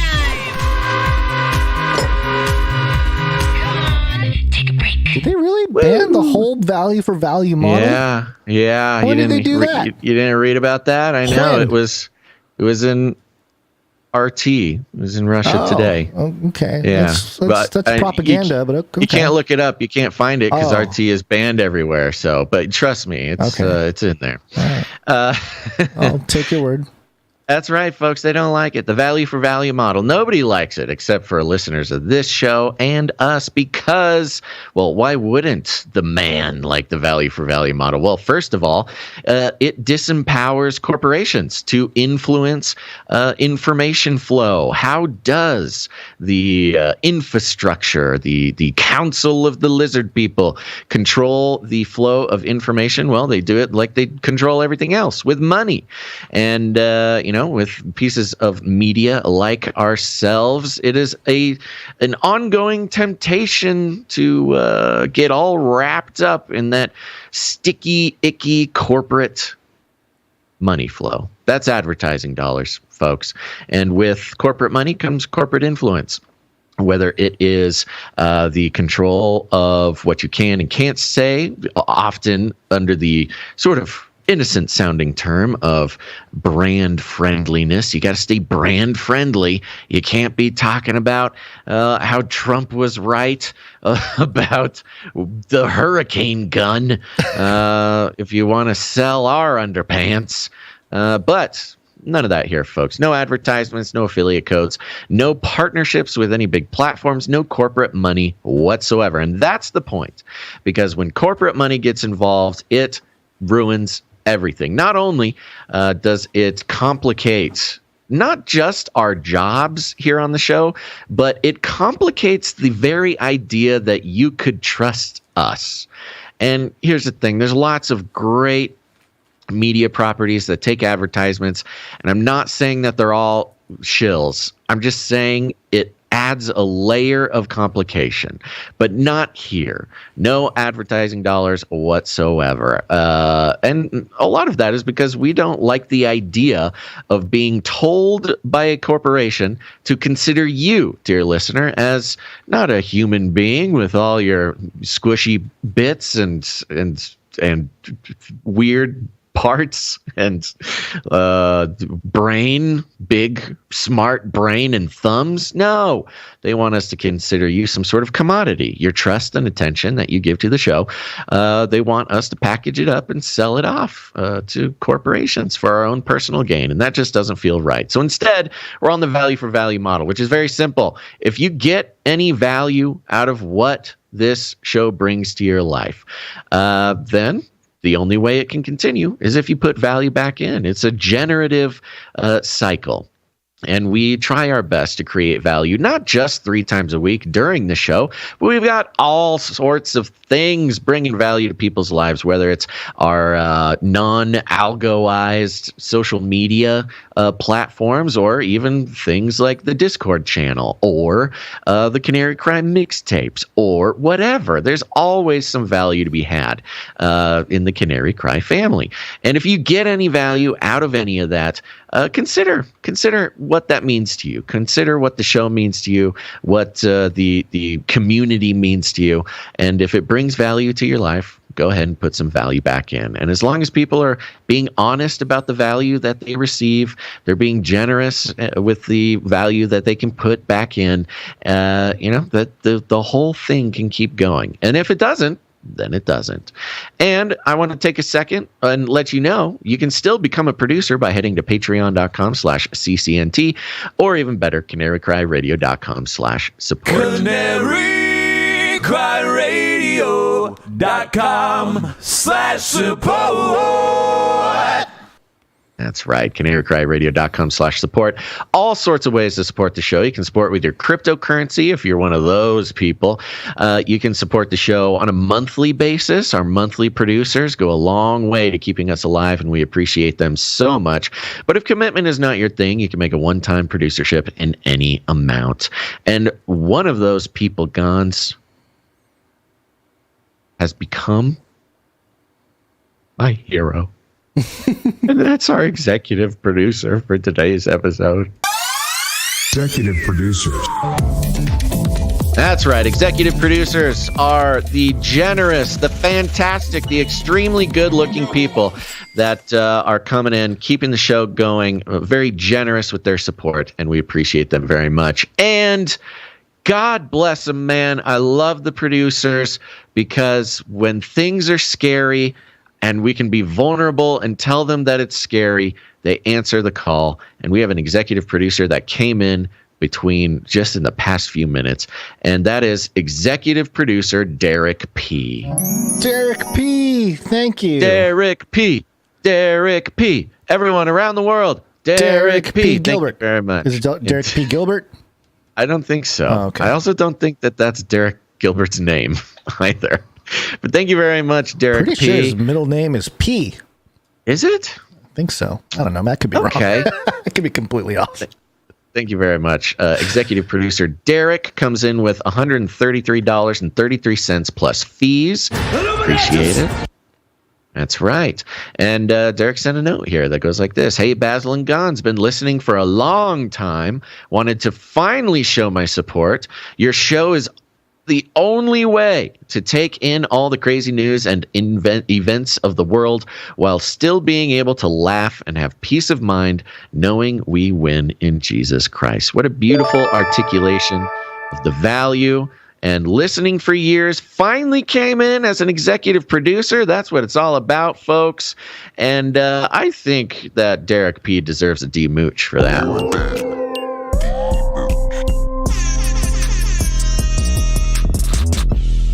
That's right. Thank you very much, Derek P. You are a gentleman, a scholar, and an example for all the listeners out there, perhaps who also have been listening for years and haven't gotten their D-mooch yet. You know, coming in, becoming an executive producer is a great way to do it. I wonder what finally prompted Derek P. You know? Probably the panic in my voice at the top of the show the fear, that we did not have. The trembling.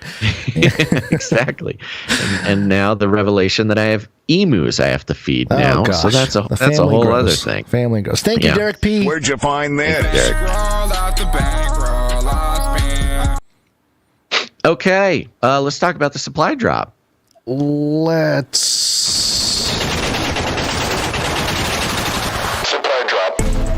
CanaryCry.Supply.com. It's getting closer, folks. The cutoff for the second quarter's shipment of the Canary Cry Supply Drop is coming up soon, less than 2 weeks. So let me tell you, go to CanaryCry.Supply.com and sign up for $33 a month. You support the show, putting value back in, feeling like a productive member of the Canary Cry family. But in return, you'll receive even more value because Canary Cry Supply Droppers receive 4 shipments a year of custom, crazy cool, producer designed, artist designed, producer created, made in America, Canary Cry News Talk stuff. And it's awesome. And we have one new supply dropper who I want to give a big old shout out to, and that is our new supply dropper, Laura C. Thank you, Laura C. Appreciate it. Thank you very much, Laura C. Laura C is upside down right now. She's down under. Oh, right. She's one of our Aussies. Thank you very much, Laura C. Thank you. And I want to announce something. We are coming up on the cutoff for the second quarter shipment. And here's some fun news. If you get the newsletter, you saw this picture in the newsletter. You heard about this already. You seen this. You heard about this. But I just got some pictures and video from a talented craftsman who is creating the very first Canary Cry News Talk challenge coin. That's right. And if you don't know what a challenge coin is, folks, do you know like the official? Oh, yeah. See, you're hearing now. This is a video that I was sent of our prototype being laser engraved by a fancy Flippy laser machine there. So that's very exciting. You can see it's going to have the Canary Cry News Talk logo on one side, of course. Now, for those who don't know, I have pulled up the Wikipedia page for Challenge Coin. A Challenge Coin is a small coin or medallion bearing an organization's insignia or emblem and carried by the organization's members. Traditionally, they might be given to prove membership when challenged to enhance morale. They are also collected by service members and law enforcement personnel. Historically, challenge coins were presented by unit commanders in recognition of special achievement by a member of the unit. They could also be exchanged in recognition of visits to an organization. So, I believe Tom Horn received a challenge coin. Oh, did he? From, that's fun. I think like the Masons or something. Yeah, it's a very interesting tradition. Challenge coins are because you kind of get them if you're a member of some organization. Could be a police force, could be the military. Tom wasn't a member of the Freemasons. He was visiting the temple, doing reports on it, and they gave it to him and said, "If you have any problems, show the coin."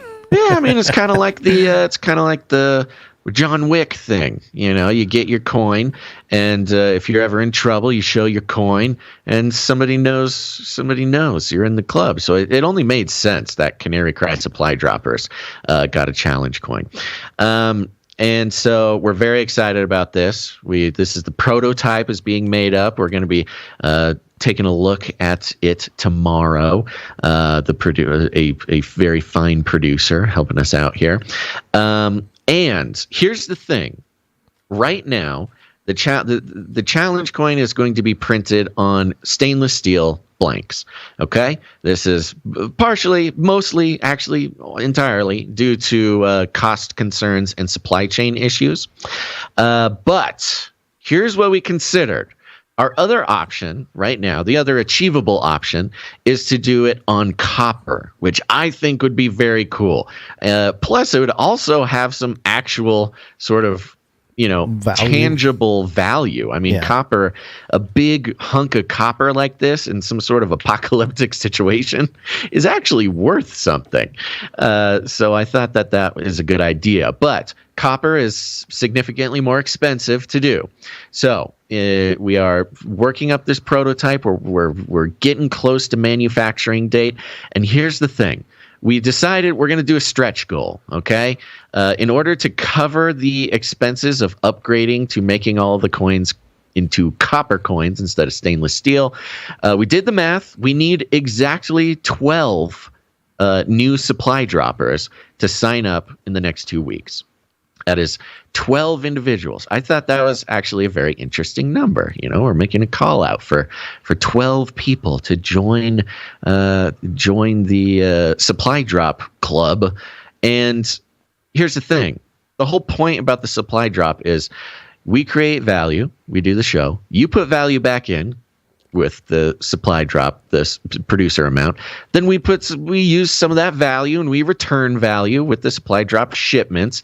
And this is another case where joining the supply drop actually creates even more value, not just for you, and not just for us, but for every person who is signed up as a supply dropper right now. So if we can get 12 people to sign up in the next 13 days, then we can upgrade it to the copper coin. I would really love to do this. I think everybody will be very happy. All the current supply droppers will be very happy to get the copper version. I think when the society collapses and we all move back to a precious metals bartering system, bartering system. I think, I don't know how much sort of like government issued nutrient sludge the copper coin will get you, but it'll be more than stainless steel, I'll tell you that much. So if we can get a dozen people to sign up before the end of the month, that's what we're doing. That's the stretch goal. If we don't do it, that's fine. We'll do the stainless steel. But if you've been thinking about joining the supply drop, now's the time to do it. Everybody will be very thankful. I just dropped the link to sign up for the supply drop into the chat. We'll, of course, always have the link to the supply drop in our show notes if you're listening on the podcast version. Please consider doing this. It would really help us out, make us feel good, but also go a long way to keeping the show going when times get rough. And there you go. Other than that, we're just waiting for the supply drop, Gonz. Waiting for supply drop.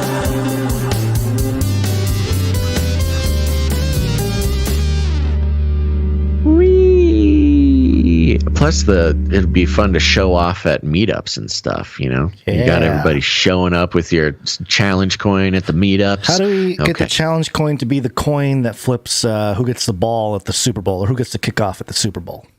I know a guy. You know a guy? Good. Let's make that happen. I know a guy. Yeah, I'll get him one of the coins. Great. Okay, let's do it. We got some more producers. And thank you all so much for producing the show. Starting with... Oh, it's not letting me log in.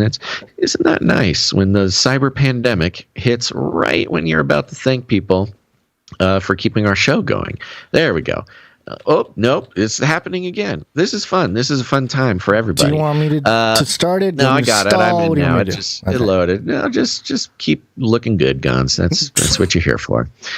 First off, I want to thank producer Nicholas B. Thank you, for Nicholas coming B. in. Yeah, Nicholas B. Now, I don't know if he meant to do this. If not, we're happy to refund one of these. But Nicholas B. came in twice in the amount of a secret number because it is a nice round number. And for those who don't know, when you come in with a nice round number, that's your signal to us that you'd prefer we didn't read the amount, which is what Nicholas did. So thank you very much, Nicholas B. Thank you, Nicholas B. If you don't mind us reading the amount, you just put something funky in there. A lot of people put in 33 cents or you do it a special date or something. That lets us know you don't mind us reading the number. Next up, we've got producer Michael G. Michael G. Yeah, Michael G came in with 33.33 plus fees. Thank you, Michael G. Illuminatus. It's not playing. Illuminatus! All right. The note, it is WMD. Yeah, it is Wednesday, my dudes.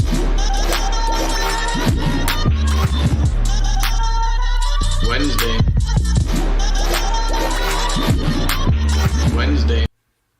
That's right. It is. Thank you, Michael G. He says, since Basil is now off the grid, I think it's only right that Gonz should take over the mantle of video gaming insight and start streaming some battle royales. You want to start gaming, Gonz, on the Twitch channel? I could. You could. He is physically capable of that. Yeah, I am physically capable, although... I don't know if I like the premise of this question, though. Just because I'm off the grid doesn't mean that I can't game. Okay, admittedly, I haven't been gaming. I've got animals to keep alive now. You got your own real-life game going on in your barn I'm there. I'm playing Zoo Tycoon. Yeah. Honestly, going off the grid is very much like a video game. Like, it is like... Like every little thing, food, water. Exactly. The task to reward relationship is much more real now than it has ever been. That's basically all video games are, is a task reward cycle. Right. That's right. That with bright colors and sounds lots of or whatever. reward, lots of what is it called? Serotonin? No, what is it? What's the thing Something. that goes off in your brain? Dopamine. That's it. Yeah. And I don't know. I've yet to get the reward from these baby emus, but I'm imagining someday it will happen. Well, Next up, you should just stream your life, and that'll be the game.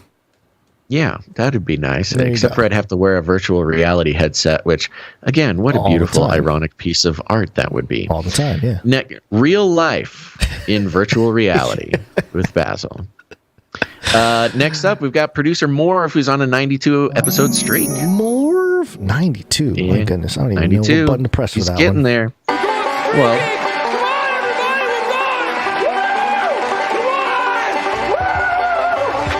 oh my gosh. Yeah. The soundboard That's right, he comes jumped in. all over the place. Fun. And it's 11, giving me spinning 11, wheel well. of death. Fun. Good. Well, perfect timing, because Morv's note says it's WMD. It is Wednesday, my dudes. It is Wednesday, my dudes.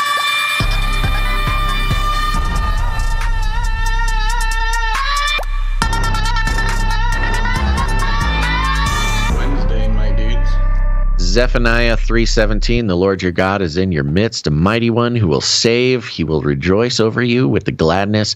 He will quiet you by his love. He will exult over you with loud singing. Beautiful. Thank you, Morv. Amen indeed. Next up, we got Sir JC, Knight of the Techno Squatch on. I need to check this streak because old JC came in late last episode. So we got to make sure we get all the numbers right here. Sir JC, Knight of the Techno Squatch. I don't know. I don't know what his streak is. I'm going to call it 104. I'm going to call it Oh, yeah! 1001. Amen. That's right. We can correct it later if we need to.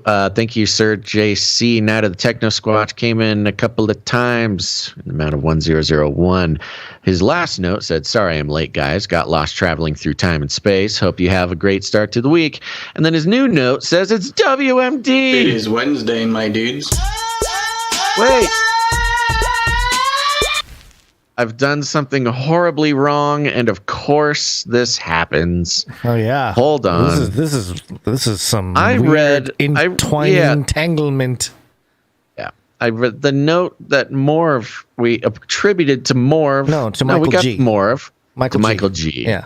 Sorry. Okay. I put JC's note on the Michael G thing, so I'll just say it again. Since Basil is now off the grid, I think it's only right that Gonz should take over the mantle of video gaming insight and start streaming some battle royales. You know, Gonz, living off the grid is a little bit like playing a video game. The reward to task ratio is kind of the same. Can we just skip to the save spot because we already went through all this? Can we just jump to the checkpoint? ahead? We can fast travel. Thank you, Sir JC, Knight of the Techno Squatch. Hey, Michael G got a question in that he didn't even ask. Look at that. Michael G. Sir Thanks. JC, Knight of the Techno Squatch, is so generous. He offered up his question to be asked by Michael G. We're a family. That's right. That's right. You see, we got it. You got it, Gonz. Next up, we've got Dr. Who Done Dat, and he is back with a pocket full of sevens and fees. Thank you, Dr. Who Done Dat. Thank you very much, Dr. Who Done Dat. Great to see you again. Now, there is a note here. My little sister unfortunately lost her battle with mental illness and took her life on Friday. I would appreciate prayers for my family and me as we get to navigate the rest of the week and celebrate her life on Saturday. Dr. Who Done That, I'm so sorry to hear that. That is truly, truly tragic. And losing a battle with mental health is even especially tragic in many ways. So let's call the producers, Gonz. Producers, assemble!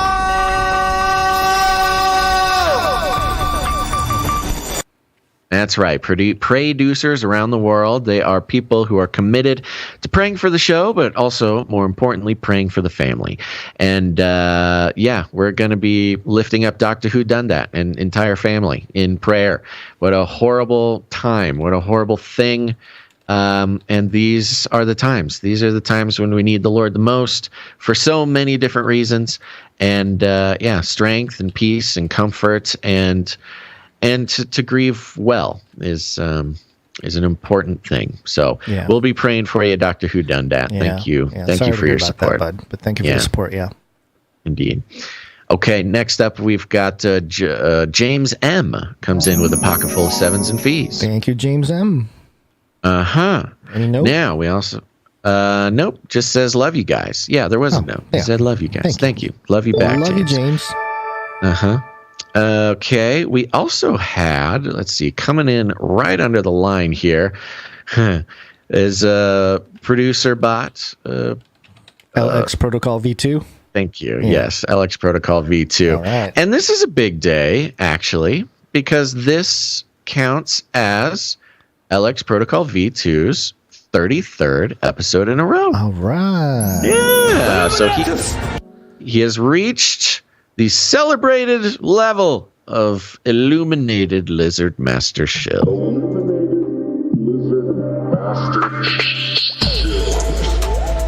Officially solidified Illuminated Lizard Master Shill. The most exciting streak.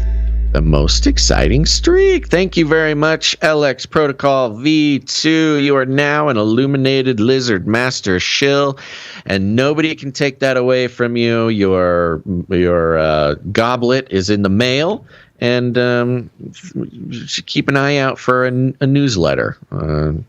We got to keep all the shills on the same page. Thank you, LX Protocol V2 comes in with a pocket full of sevens and fees. And is there a note? Yes, it's Wednesday, my dudes. Sorry, I'm late to the party. Wednesday.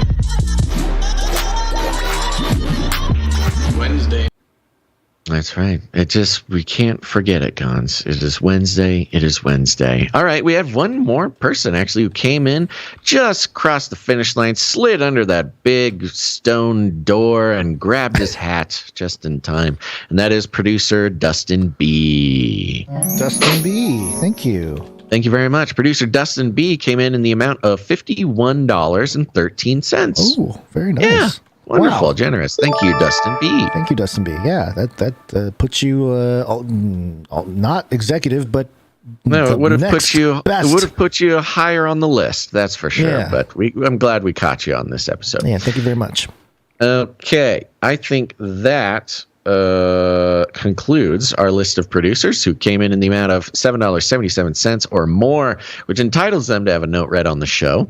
But we've got a few more people who came in under that amount, and I will thank them now. Okay. Starting with Sir Case of the Shield Knight on a 157-episode streak. Oh, he is the streak. Oh, why does it do that?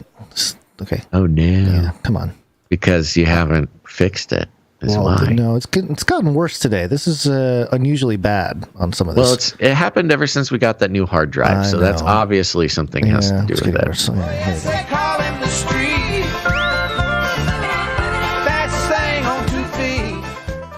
Next up, we got Sir Scott Knight of Truth, 147 episodes.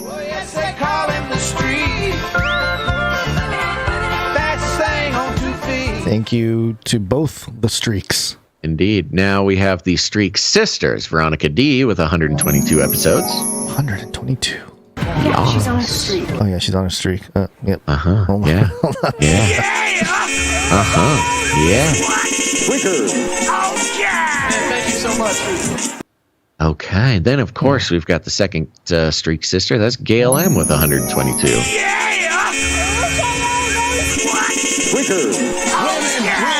you so much. Thank you know it. Sisters. You know it. Then we got Sir James Knight and Servant of the Lion of Judah with 89 episodes in a row.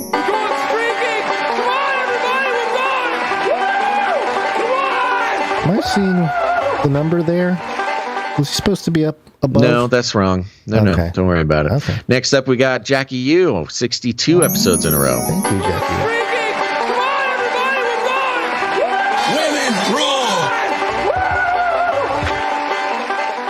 Then we've got our feline producer, Puddin22, and she's just hit 3 episodes in a row, which means she's heating up. He's heating up. That's right. And last but not least, we got Runk Smash, who's back on that streak, 3 episodes in a row, heating back up. He's heating up. Oh, Runk There Smash we go. and Puddin22. Another partner. right. They've got a lot of partnerships going on in the. Yeah, they're back on track together. It's good. Great. Okay, that concludes all of our financial producers who are keeping this show going. We appreciate it so much, and it's a fun roller coaster ride for Gonz and I when we start the show with like 3 producers on the list, and then as the show progresses and producers come in, we realize that we're going to be able to live another day. So thank you very much for your patronage. Shut up and take my money. Thank you for your patronage. Thank you for your patronage. Thank you for your patronage. F Z5 8 3 Repeat. F Z5 8 3 I don't know what possibly could have reminded me. It just flittered across my mind somehow. I kind of was sitting here in silence, complete silence, and staring off into the metaverse here. And it occurred to me that I forgot to mention, we are still trying to hit those 12, our stretch goal for this supply drop, get 12 more supply droppers by the end of the month. In order to upgrade to the Copper Challenge coin. But remember, those 12 new signer-uppers will also get the CanaryCry Multidimensional Communications Codex, the ARG podcast companion that people are playing actively as we speak. There are hundreds of people scribbling notes in a strange booklet that we spent time creating that includes art from Dame Alley and microfictions from Runk Smash and a code to be decrypted. I don't know why that just occurred to me, but I remembered I needed to mention that. Please leave a message after the tone. At the tone, please record your message. Leave a message. Beep. Message! That's right. Go to CanaryCry.Newstalk.com. There's a green tab on the right or the bottom, and you can click on that tab, and it's awesome. And then there's another button, and you click on that button. Then you leave us a message. You give us permission to play the message on the show, but it's not guaranteed because it's our show, and we don't let things like bad words or bad attitudes on the show. Gonz, do we have any voicemails? No, we do not. Oh, well, that's easy. All right, let's move on. Okay. There you go. Here's a proposal for you, Basil. I know exactly what you're about to propose, but say it for the people. Okay. Well, we don't have COVID today. We don't have the naughty section. The YouTube I don't have COVID today or section. yesterday or the day before that. But I'm talking about a section, news stories pertaining to COVID. I mean, there are stories out there, but oh man, it's just at a certain point we're just repeating big pharma propaganda. It's all and saying it would have just been big pharma propaganda. We shouldn't listen to it. It's just at a certain point we're done doing that. It would have been another half hour of us going, oh look, they're admitting the thing that we've said for 2 years now. Yeah. Oh, okay, that's good. So we're gonna skip it today. I would say yes, but literally the last time we made this exact decision, we got booted. No, I don't think so, because I think that was no, I don't think we got booted for that. We didn't get booted for it, but it coincidentally was the episode that we did. Is it that really? We did skip it. I don't think it was related. You're right, but I think so. Anyways, I think maybe I'm being superstitious about it, but yeah, we could stay. We could give it a try. All right, YouTubers, All right. little bone. We're gonna stay on YouTube. We don't think that we're gonna get booted for this, but if we do, it's Gonz's fault. Okay. I'll accept that. All right. Yes, it's wake up time. Hey, yo, wake up. Trash. What? It's code. We're speaking in code, Basil. You and I. What are you trash, man? Trash. Talking about this app that we're about to talk about. It's gotta be biblical. Yeah, I don't know. This was very interesting. If you listened, if you listened to the Ravel episode with the Metaverse Pastor, we actually mentioned this app at the end, and so we thought it was good to bring it up. This is coming from an outlet, a mainstream outlet that is loading. Times.co.uk. Yeah, you don't have to give away the surprise. It's times.co.good.k. And the headline is, How Christian App Glorify Persuaded Hollywood to Do God. Hey, bro, you want to do God? I want to do God, bro. Yeah, man. Come on. Now, admittedly, do God. Admittedly, there has been an increase in, like, godiness. Not going to say godliness, but godiness. Yeah, good call. You know, you got Kanye West, you got Justin Bieber, you've got all sorts of people sort of more open and willing to talk about it. Timing-wise, it all started happening as we've seen this sort of weaponization of evangelicalism pattern or blueprints that they've used before and doing kind of the same thing again. This time, there's all sorts of different angles, but yeah, that's all part of it, I think. Let's see what this is about. Ed Beckel and Henry Costa are the creators of a well-being app called Glorify, which is a bit like Headspace, only for Christians. Download it, create an account, and each time you open it on your phone, you can listen to a bite-sized Bible passages or guided meditation sessions inspired by hymns or encouraging homilies read by a smiling narrator to soothing music.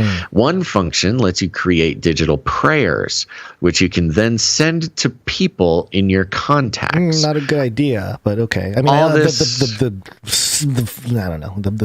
All this content is strictly non-denominational. In theory, everyone from a Roman Catholic to a Seventh-day Adventist should be able to enjoy it equally, and it is free. No, it's not. It's not free. It's not free.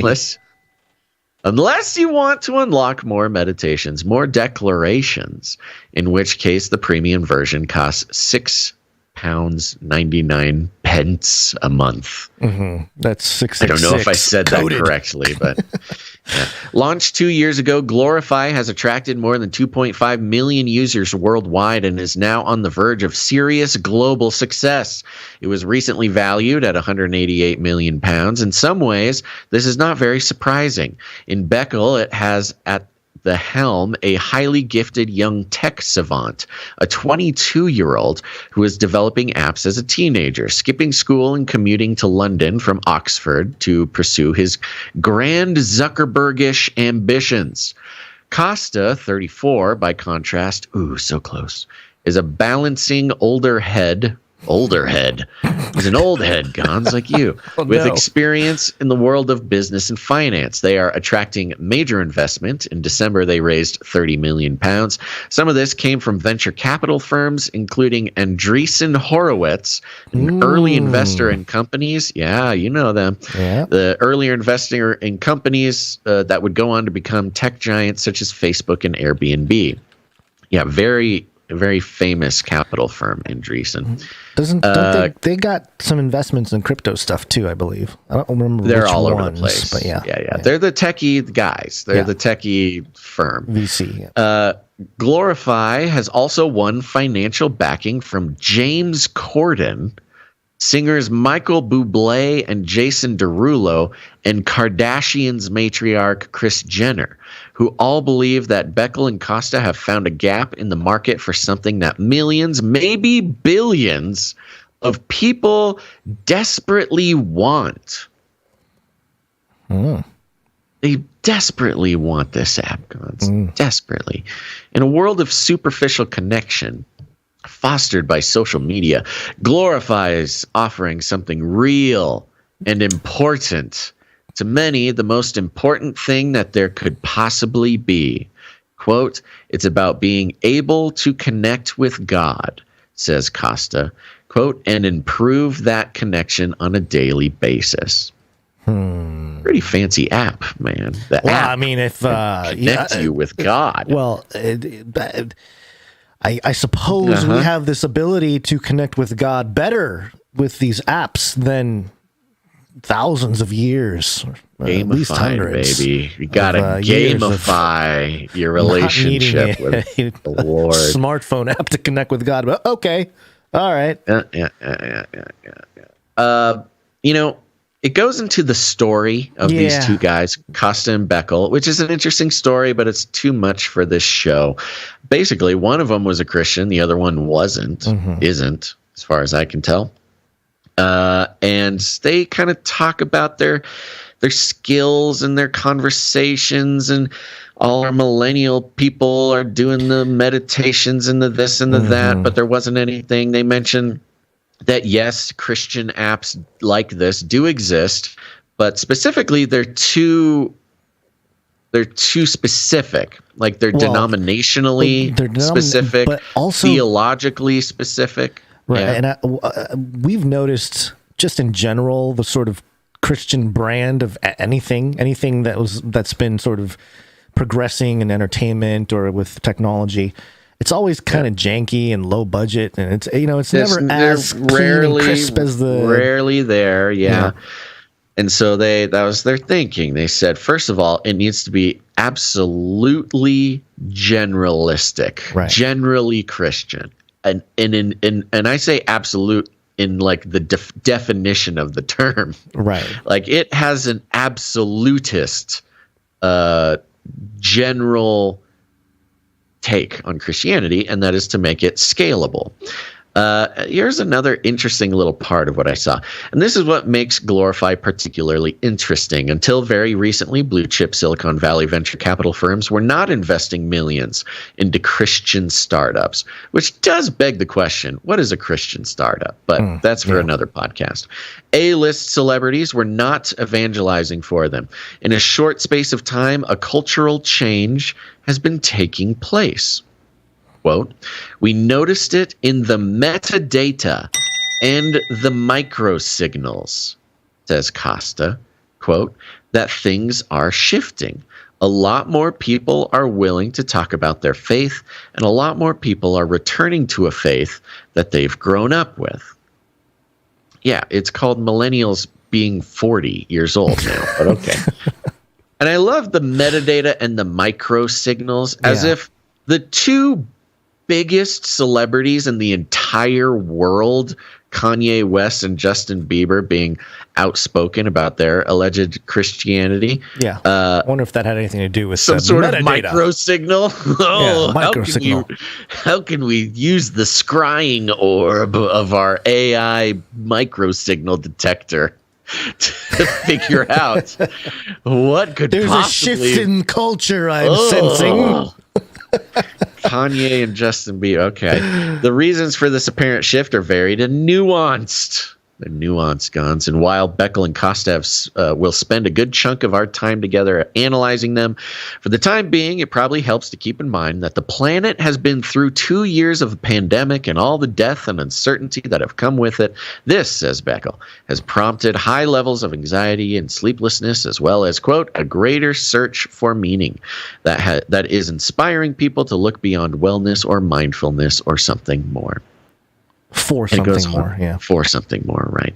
Then it goes into, how they were able to gather so much support in Hollywood. Yeah, you got a part you want to read? Well, they talk about how, so the quote here from Beckles, he says, we're going to build, he says, something gigantic. Yeah, the idea, the attitude, and you have to have this attitude to have a successful startup in Silicon Valley. So of course, I'll give it to them for that.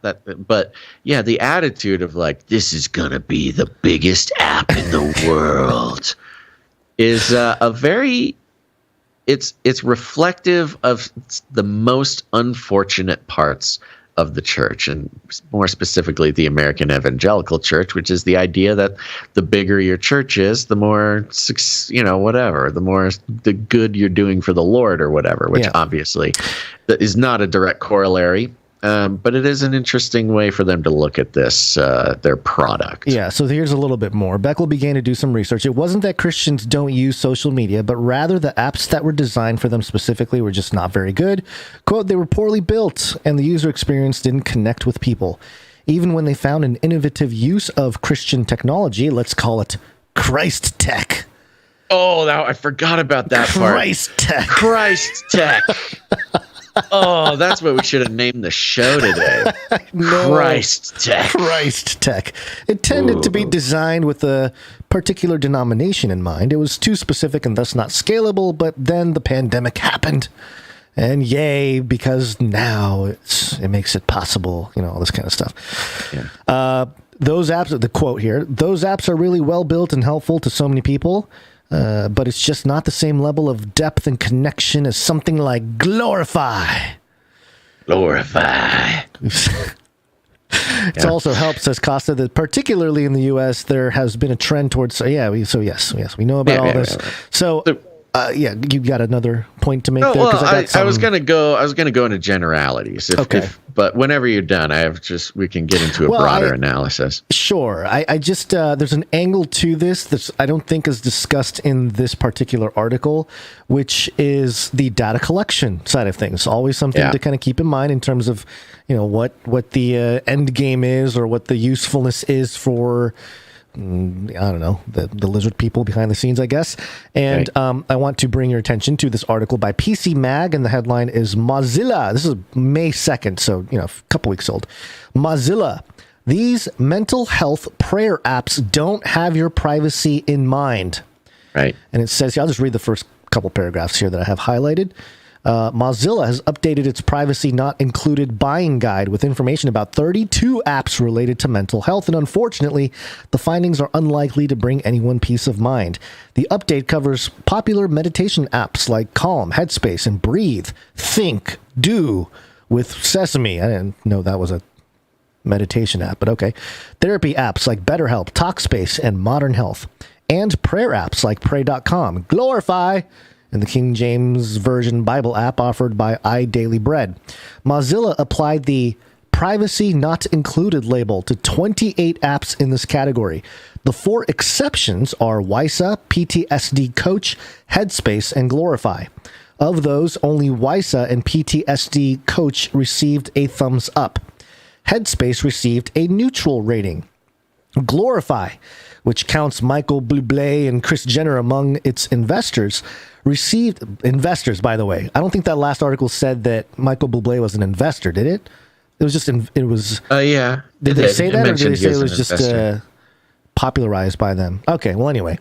So Glorify, which counts Michael Bublé and Kris Jenner among its investors, received a thumbs down because of how it can use your information to serve up ads, though Mozilla stopped short of slapping the Privacy Not Included label on it.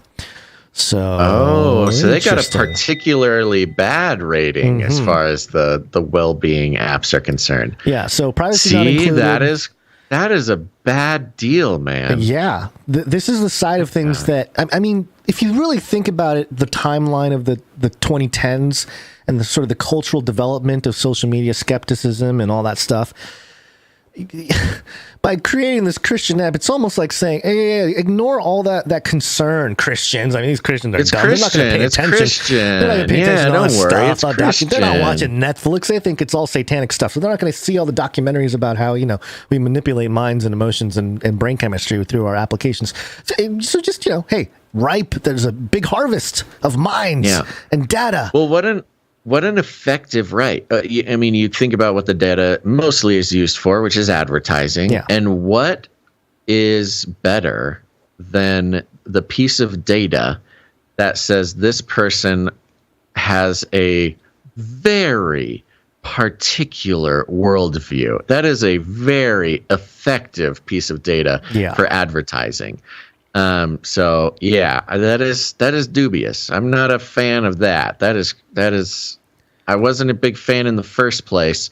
And especially the way that they talk about scaling up and how they're going to have 1 billion people and it's going to be the biggest app in the world. And, we're helping people connect with God. Right. That's the part like that this. really, to me, is like, okay, assisting with organizing your Bible study or, helping with, there's all kinds of apps already out there. I think there's enough out there for Christians to be involved with some kind of thing. I mean, I have my Bible app and I have audio Bible stuff, and it's just I've got my stuff, Extreme Teen Bible sitting right next to me here. But there's not been a cultural phenomenon of that app based on celebrity culture and all that kind of stuff, and that's where it gets really concerning. As to like the accuracy of the data they collect is not going to accurately reflect perhaps all believers. The evil part about this, and I said evil, I don't know, whatever. Maybe nefarious. Evil, maybe just nefarious, yeah. Is that they're so good at making a point that this is helping people connect with God. Yeah. It's helping people connect with advertisers, buddy. That's 100%. What it's doing. And, another way to see it is like, I guess advertisers are a type of God now on Earth. That's true. And, a principality and a power. So, he's not exactly wrong. I kind of want to wrap it up with one of these paragraphs at the end here, because it kind of says it all. Both men say they are surprised by a number of people who do not identify as Christian, but who nevertheless find themselves using the app every day. Quote, increasingly, people are opening themselves up to exploring this side of themselves, says Costa. I don't know what that means. Exploring. In the context of, they don't claim to be Christian, but they use my app, so they're opening themselves up to exploring this side of themselves. What side of themselves are you talking about? Christian? Either this side of themselves that you're talking about is like Christo-curious, maybe, or it's that your Christian app is so general that even non-Christians don't even notice what's happening. There's a point in here that I wanted to make that I made on Twitter, but nobody pays attention to my Twitter. So, so there's a sentence in here about the Beckel and Costa already have 2.5 million users. There's about 2.5 billion Christians worldwide. The question now is how many more people, how many more souls can they attract? That's what's in the article. And it reminded me of the passage in Revelation 18, where it talks about how the merchants, the end times, they're not just through sorcery, they are making profit from the souls of men. Right. It's like, okay, maybe this is part of it. Yeah, it makes sense because it's in the context of religious worship in Revelation 18, because they're decorating the temple and doing all that kind of stuff. So that's here. Yep. Yeah, continue. No, that's it. Oh, yeah. It says here, he and Beckel hint that the long-term plans for Glorify are grander and more ambitious than simply being a place where users can have some scripture read to them or send prayers to their friends. Oh, my gosh. What? Quote, the people who have invested in us saw a really big vision, something gigantic, and they were willing to back that, says Costa. Quote, remember, the people who invested in them are Kris Jenner. I don't know, a banquet of Hollywood celebrities. You know what this is too? This is these celebrities seeing the tide turning, jumping off the Hollywood left crazy bandwagon to keep their business alive. It's got to be, right? That's because that woke thing is dying. The woke left thing is not working in Hollywood. I mean, it has killed Hollywood, basically. So I can see them doing financial reasons for this more so than anything from these celebrity types. Oh, totally. Well, and the financial thing, that's the signal. That is the signal. Is that that where the capital goes is where the culture follows. Quote, we're very aware of the scale of what we can do, and this is the exciting bit. there's a crisis of faith in many countries, and it's spreading.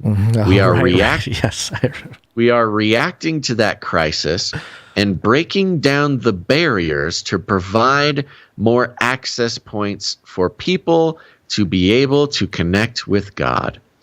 What on God's green earth are you talking about, Costa? He's saying he's going to their app is going to single-handedly solve the crisis of faith that is spreading across the globe by making it an app that you can connect with God. People and now, God. Costa, I could create the great Christian hive mind. It is just the most bizarre article about this app. And part of me wants to get the app and look at it and see and experience exactly what is wrong with it. But noting the privacy concerns, there's no way that I'm going to do that. But it just speaks to this really sad thing, where, yes, there is a crisis of faith. Yes, people are turned off by going to a church. So even if they are interested in Christianity, they might not want to go to a church. And this is part of the conversation that I had on Ravel with the Metaverse pastor, which is like, I get it that people don't want to go to a church and they'd much rather go on an app, or they'd rather go in the metaverse, and maybe they have no other opportunities. But there's something about the instantaneous gratification of thinking you've connected with God because you've opened up an app or you played a video game, that sure, it is nice and heartwarming, sort of evangelistic story, like way to think about it. Like, oh, we're giving people an easier time to hear the Bible or whatever.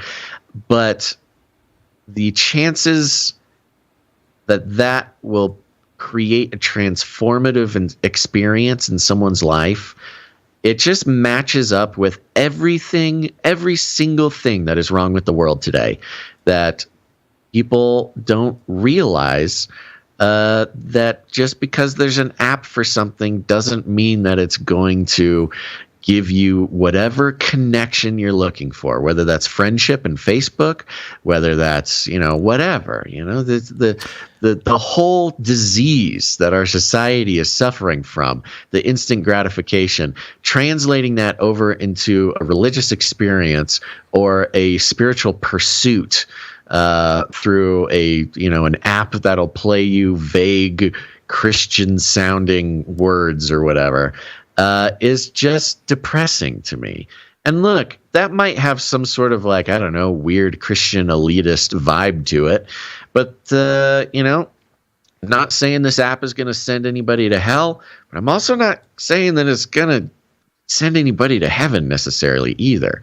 It's just it's in the spirit of the spiritual, not religious movement, I guess. The other part of this that we haven't really talked about is the intelligence operation potential behind this. Absolutely. Influence. Yeah. And yep.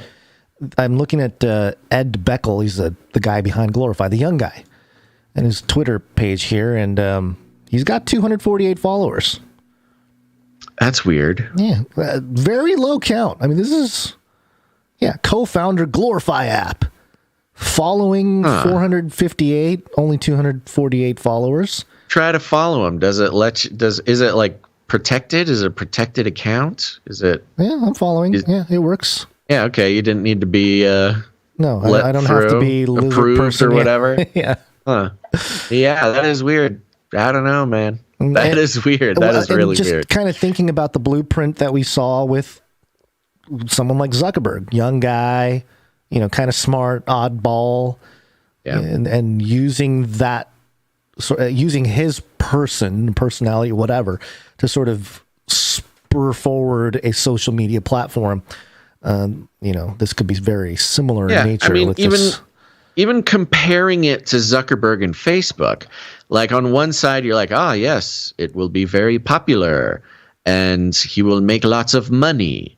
But that's pretty much it, because what else do you think of with Zuckerberg? horrible, evil, inhuman lizard person who doesn't know what humans like and is caught in the middle of a societal travesty that is Facebook, and quite possibly single-handedly started the sort of end of society. Well, if there was actually an organic thing with this guy, and I don't know who this guy is, he's just a guy that has allegedly co-founded this Glorify app. If millions of people are already using it and they're talking, we're going to reach billions, you'd think maybe there's a little bit more organic,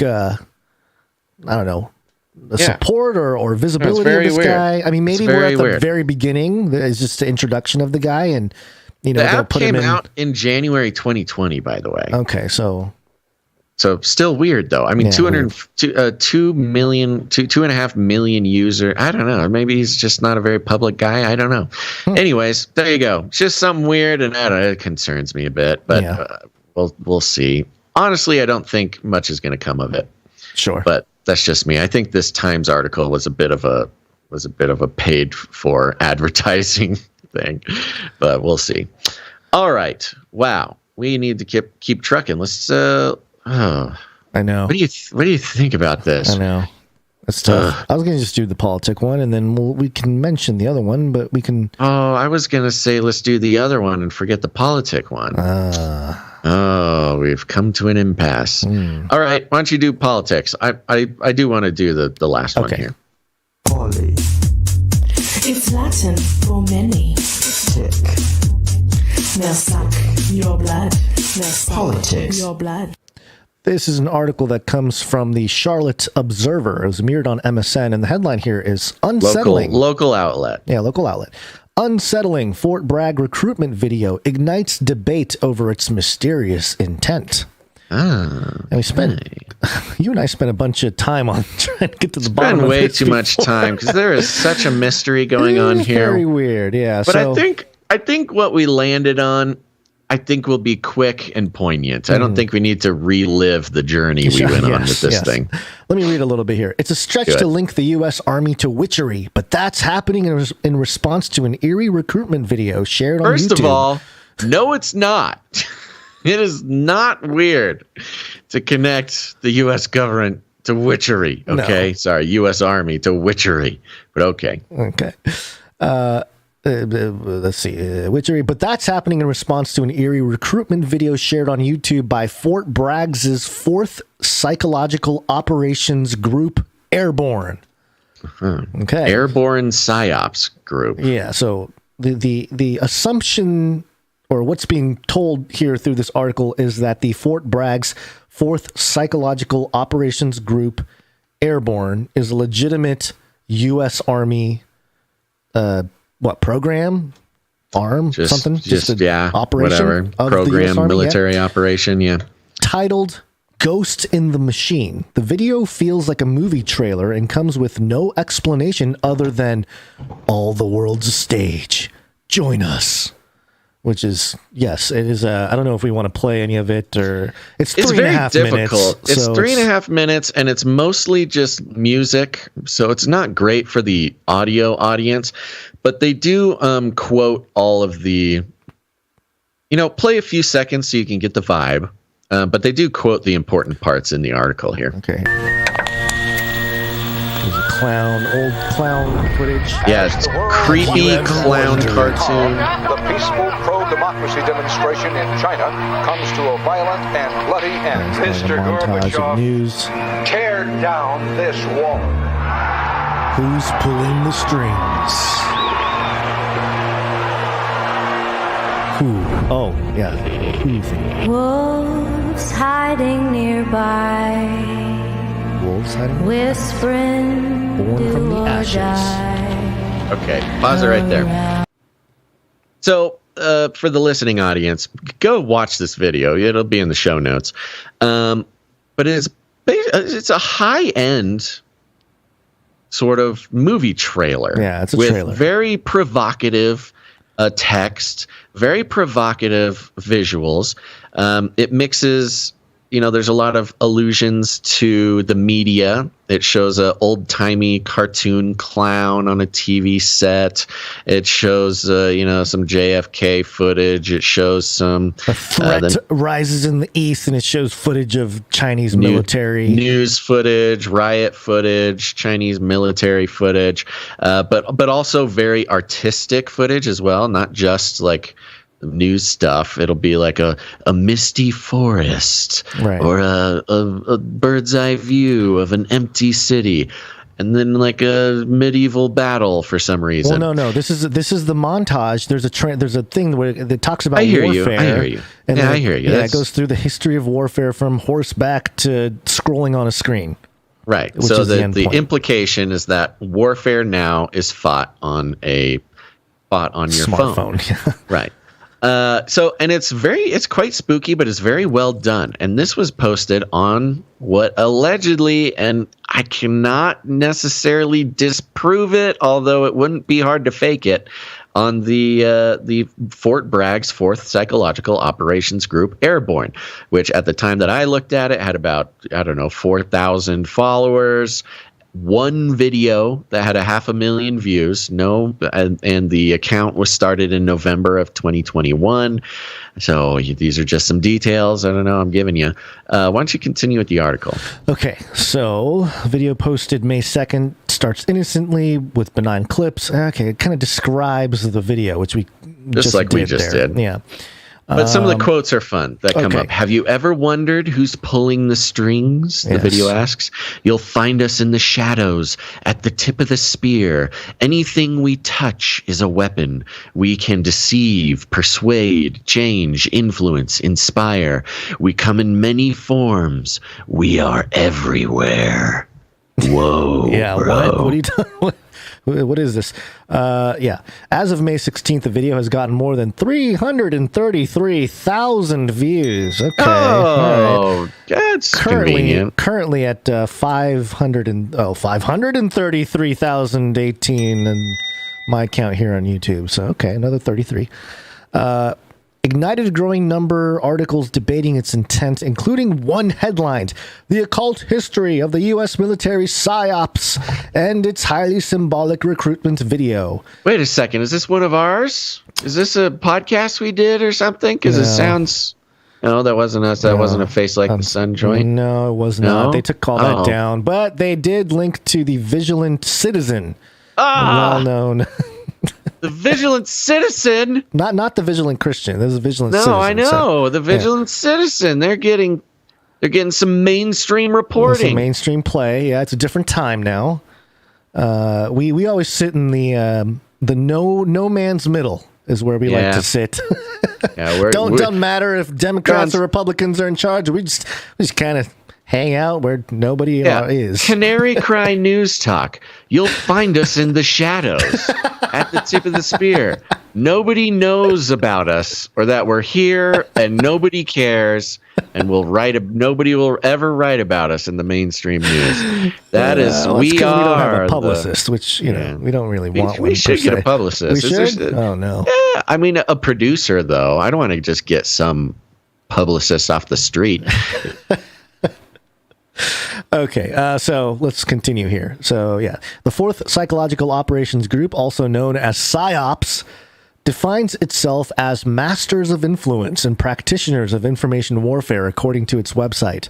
That means the mere act of people debating its video is a sign of success. And it also means you writing this article is a sign of its success, by the way. Exactly. And us reporting on it on our podcast. Oh, we also fell for it. We're part of the PSYOP, man. We're part of the PSYOP. Well, they got us again. That's what's interesting, though, is that this video, I guess people are just assuming that this is the correct. And we went to the website of the alleged U.S. Army Special Operations recruiting. And can I summarize our journey? Please do. Yo. Okay, folks. So the military-industrial complex spends billions of dollars on marketing. Yes. Billions. In all sorts of ways that we don't even really know. Of course, they produce a bunch of movies in Hollywood. They spend a bunch of money on marketing. That is one of the most impressive things about them, is that they spend so much money on marketing. and very effective marketing. You've seen the Go Army commercials, and bro. You see some of the newer Go Army commercials. Oh, yeah. They People are have brought to my attention. incredible. Yeah, yes. They get me pumped to go join the military. They're really, really good. And in fact, Go Army, we've mentioned this before, GoArmy.com, the official website of Go Army. Yes. There is a page, Psychological Operations, and in it, there is a subheadline, Psyops Soldiers Strategically Influence and Deceive. So there is an official, we've talked about the official Army having a Psyop division. So we know that, but that's not where the origin of this video... At the end of this this video, trailer. it gives a website to go to, and that's GoArmySOF.com. Do you see Go Army? You say, okay, Go Army. Okay, I guess I'll go Army. Operations Career is what it is. And you go there, and it's U.S. Army Special Operations Careers. Choose your path to excellence. And the background image is cool. It's a cool guy, and it looks like some sort of special operations oxygen mask sitting there. But the first thing that got me wondering is the buttons on this webpage look like they're from 1998. Now, this is a subtle thing. I don't blame anybody if they wouldn't notice this, but the buttons, the design of these buttons are from 1998, an extremely weird, archaic-looking web button, which you might not notice unless you've gone to the actual GoArmy.com, in which case it is a paragon of quality web site they at least have a post-2018 template on the website. Oh, you're not giving them enough credit. Okay. It is an excellent website. All right. So anyways, you go to GoArmySOF.com, and I can't believe I'm doing this again, but there's a button that says Psychological Operations. Okay, I want to go join the Psychological Operations. And the website it brings you to is complete trash. It is complete, absolute trash. And I do not know why, with the billions of dollars that they spend on the internet, the military does, why it is such a trashy website. It looks fake. It looks like a scam. It looks like a scam because of the level, the quality of the site. It's a really bad quality. There's enough information for me to think, you know what, this could be real, because who would put all this information in there as like a hoax? It's a lot of work for a hoax. It could be a hoax. As you read it, it is extraordinary. The language is perfect. It is, it is enticing as if it were a recruitment site. There's nothing that I could find that's erroneous. It doesn't sound scammy, when you're reading something and you're like, okay, all right, something's scammy. They're trying a little bit too hard. And so I don't know, I guess just the psychological operations recruitment unit didn't get like their I don't know, cut of the pie of the marketing budget or something. The site does tell you that you're eligible for top secret security clearance if you pass. Yeah. I mean, look, I got into it, man. I was reading it. Initial entry and listed requirements. No more than 10 years combined active federal service. Check.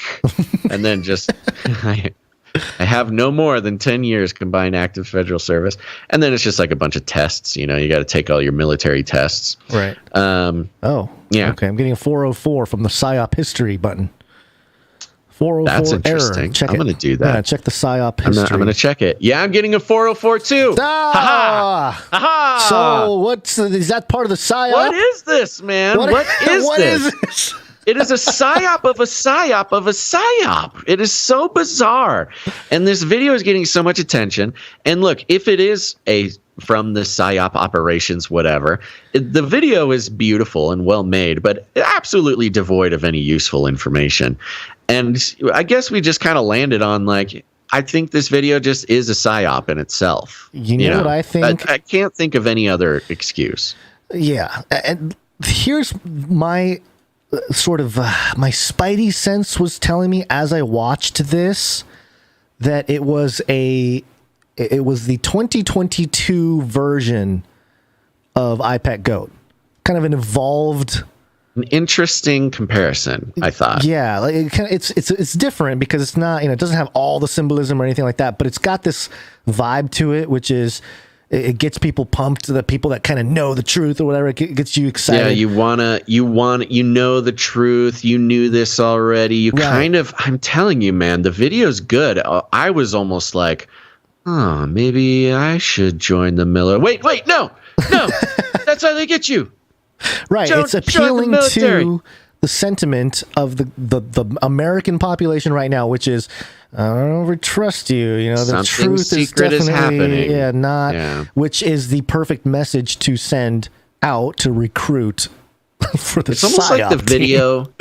You know what it is? When you watch the video, it is subtly taking credit for everything. For everything, almost. Like being the people doing the change, and by the way, subtly taking credit for the direction of the world, in which I would respond, do a better job. My goodness.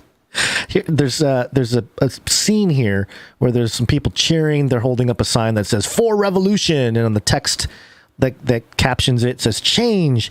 And there's people cheering and screaming. There's one guy who has vampire teeth. What's up with this vampire teeth, man?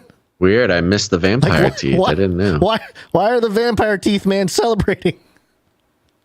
That is strange. It's a weird detail from the video. So, anyways, I mean, the long story short is the whole thing is super fishy. Yeah, I mean, it's very strange. Maybe, but part of what I thought maybe was that it was like an assignment for some of the new recruits or something, right? To put make together, just to see B-roll, just to see how many views they could get.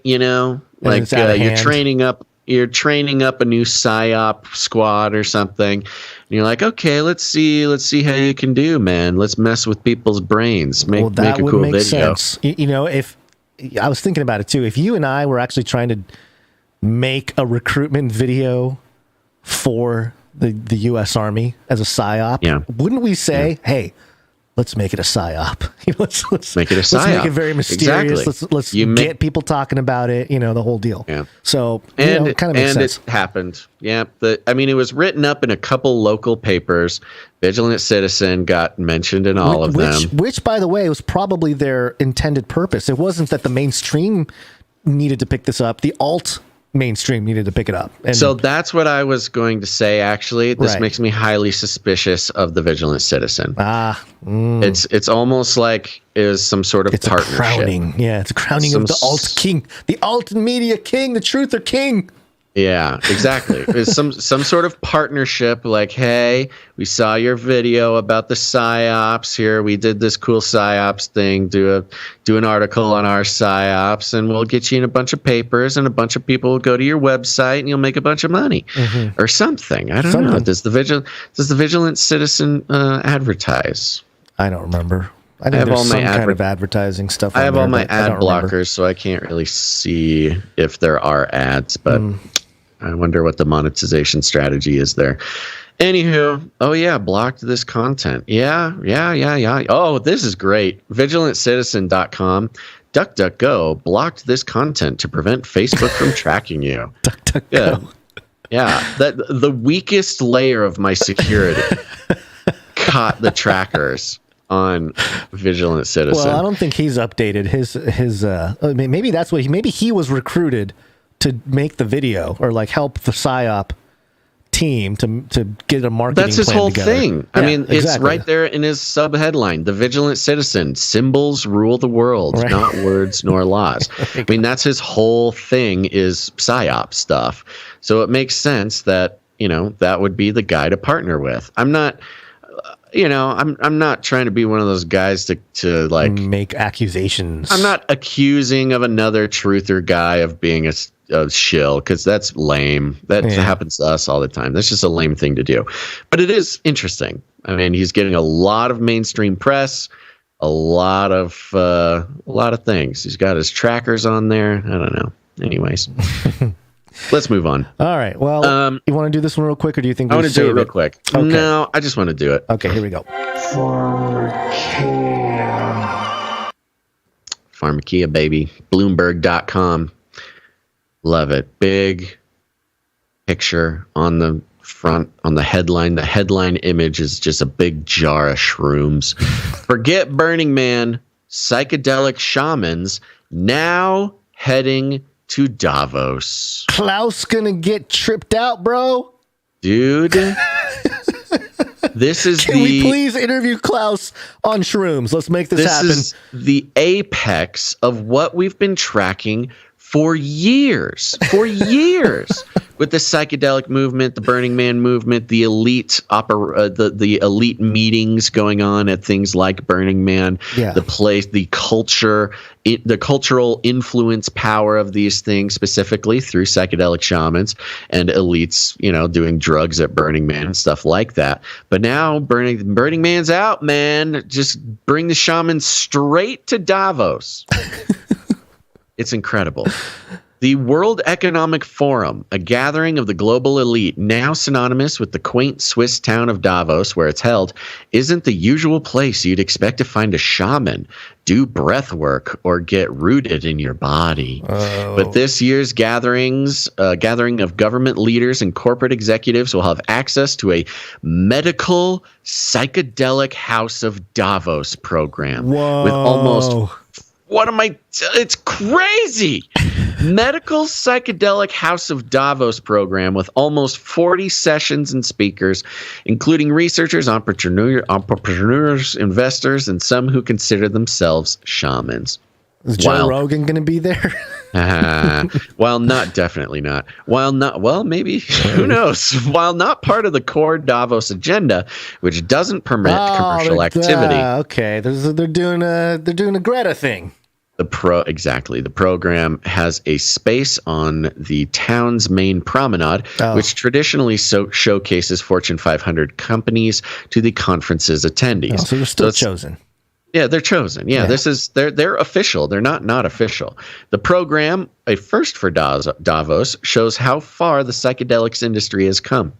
Organizer said, "Industry. I love this." Just to deconstruct this for a second, calling it a psychedelics industry instead of a psychedelics movement, a psychedelics culture, a psychedelics. That's all spun up by the CIA, so we can't. That's what it's been. That's what it's been. So this framing it as an industry. Remember what I always say: the capital creates the reality. And when you put the psychedelics in the context of capital, in the context of business, of economics, of industry, that is sort of the final magic word to get your psychedelic shaman in with Klaus Schwab at the World Economic Forum. I mean, that's it right there. That word. The psychedelics industry has come. Quote, it's a really big shift for the world leaders to inquire about how they might be able to use psychedelics, says Mariq Hazan, Chief Executive Officer of Energia Holdings Incorporated, the New York-based business hosting the event. Energia is a holding company for Tabula Rasa Ventures, an accelerator for psychedelic companies. And Hazan is a managing partner at Tabula Rasa. The program aims to spark conversations about rolling out psychedelics responsibly for medical use and encourage countries and companies to include such treatments in health coverage. Other participants include the Chopra Foundation, a nonprofit. Yeah. There he is. Started by alternative medicine advocate Deepak Chopra, the Icahn School of Medicine at Mount Sinai. Wow. You remember that? Mm-hmm. The whole deep dive into the Icahn School of Medicine at Mount Sinai. That's where the guy from, what's his name? He's in the Fauci emails where he got transferred to. It's basically the sort of like intelligence agencies holding pen for medical guys. What was I'm trying to. I forget the guy's name. He was in the Fauci emails. He was one of the big Fauci email guys. Imperial College London, of course, that's the MI5 outlet, and the University of Ottawa. got nothing there. I think they got beavers or something up there. The industry is arriving at Davos amid a renaissance of popular interest in the drugs. Most are still considered illegal, although the number of cities and states have decriminalized some. Stock values for companies have lagged while they await results from long-range clinical trials to test the efficacy and risks of substances such as MDMA, LSD, psilocybin, ayahuasca, and 5-MeO-DMT. The Advisor Shares Psychedelics ETF has lost over 50% of its value this year. That's unfortunate. Other topics on tap include ethical debates, such as how to guard against abusive practices in an industry where people are incredibly vulnerable while under the influence. How do we not abuse Klaus Schwab while he's high on drugs is part of the debate. Quote, what about a Coke bottle in a clinic? Hazan asked.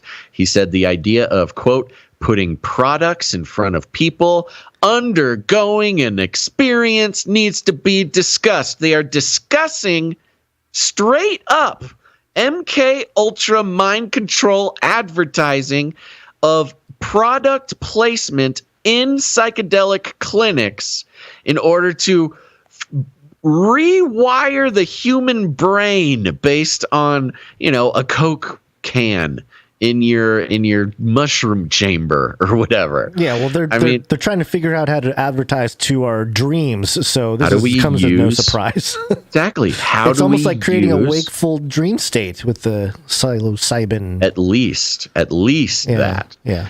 But at Davos, business is never out of focus. Exactly. Exactly.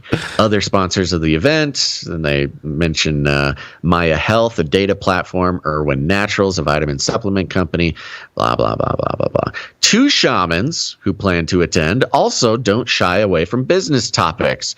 Business shaman. What's up? It's the rise me. of the corporate shaman. Brother Basil, business shaman. I will say that this type of development is, I guess that's always sort of been there, a religious, not oligarch, but more of like a bureaucracy or a aristocracy of religious figures. We haven't had it in a while in like the political sense. I wouldn't say that either. Sorry. I guess there's like just different spiritualities. The psychedelics specifically being at the center of it has not been there. So that is the big change. It's current. It's a current renaissance, like they mentioned. Right. But let me throw this at you. Let me read that again. 2 shamans who planned to attend also don't shy away from business topics, saying they are deeply entwined in what they do. Florenzia Bolini specializes. Let me stop there. I'm going to read that one more time. 2 shamans who plan to attend don't shy away from business topics, saying they are deeply entwined in what they do. What was the verse you read earlier today, or you referenced earlier today? You got the merchants of the world. Yeah. Businessmen, economic guys, businessmen, merchants of the world, doing sorcery. Pharmakia. What is the word for sorcery? It's pharmakia, which includes drugs and mushrooms and DMT. Yes. We literally are reading an article describing the merchants of the world, and not just any merchants. This is the World Economic Forum in Davos. The top merchants of the world being visited by business shamans to use the sorcery to deceive. How more straightforward could it possibly be? I don't know. Florencia Bellini specializes in 5-MeO-DMT, known as the God molecule, for the short but intense experiences it invokes. She's also the founder of 2 fledgling companies in the psychedelics space. Los Angeles-based Nana is based on a digital platform that will distill Bellini's decade of experience serving psychedelic substances in the underground. The other, Brighton, England-based Rewire, is seeking $5 million in seed funding that Bellini said will develop a method for 5-MeO-DMT that will improve its efficacy and decrease the risk of negative experiences. Sure, clinical trials are planned for next year. She expects the Davos experience to be different from her annual pilgrimages to Burning Man, the famous Nevada festival. I've never heard it described like that before. The famous Nevada Festival, where she showcases her feminine approach to psychedelic medicine. Quote, "It's important to educate politicians about what heals. Bellini told me of her mission. Quote, this is a big moment for psychedelics. After working so long now, we are ready to reveal a solution that we know works because we've seen it in the underground over and over again." I'm thinking I may have sat in on this woman's lecture. It's possible, yes. With Carl Teichripp. I remember Carl talking about her, and yeah, this could be the woman.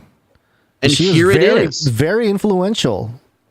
And for those who don't know what we're talking about, yeah, go ahead. In 2018, 2019, I went to Burning Man, did some podcasts from there, a boots on the ground reporting, but also was connected to Carl Teichripp's Camp of the Unknown God, where he does research on what is happening there culturally, cultural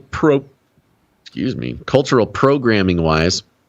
And this was a big part of it, that the psychedelics are not going to be underground. They will reach the highest levels of government and business. And we are watching it here. I am almost positive. I sat with Carl Teichripp, or at least some people on his team, watching this woman give her feminine approach, or listening to this woman, rather, give her feminine approach to psychedelics.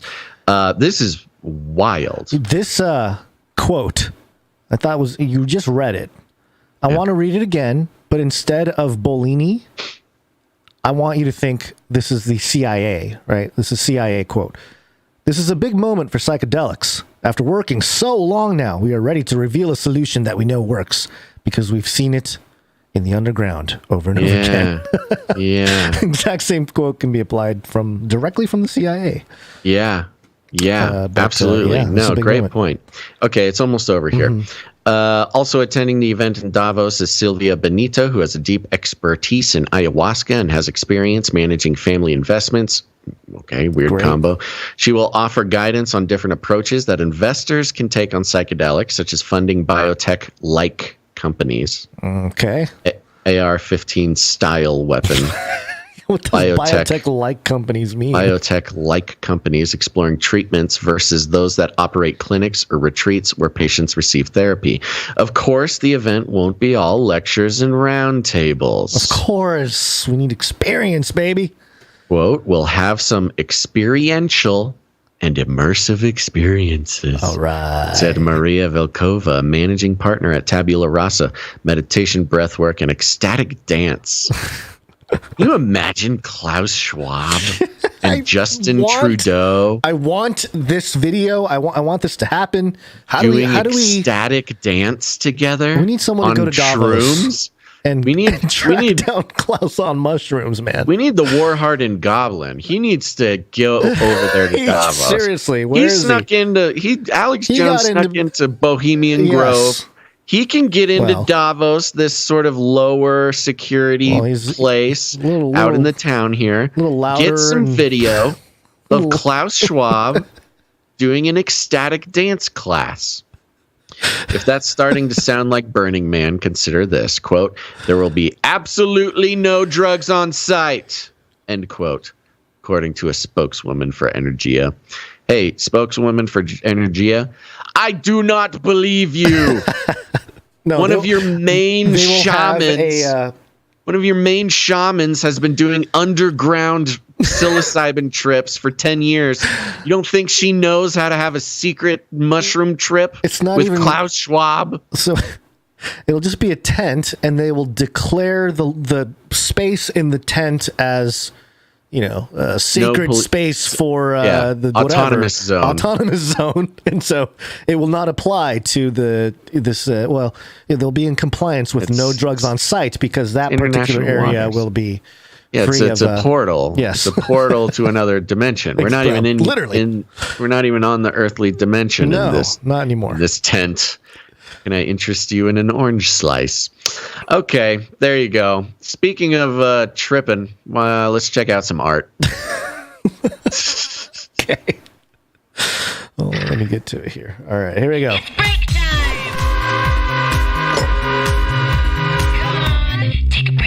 This is our second break where we thank our producers for coming in with their talent. Canary Cry News Talk is a place for therapeutic reflection of our troubling world, and we encourage those of you out there who are following along to express some of it with your talent, whether it be drawings, paintings, Legos, sculptures, some kind of interpretive dance piece. We have or yet music. to get any interpretive dance videos, people. Yeah, it's a standard that it's out there. It's out there for somebody to do. But whatever it may be, we encourage you to express it because we consider it a good way to process what's happening out there, not just communally but also emotionally. You know, we need it. We need to do it together. So that's what we're here to do, and we're going to start off with thanking some people for their audio production. Audio production.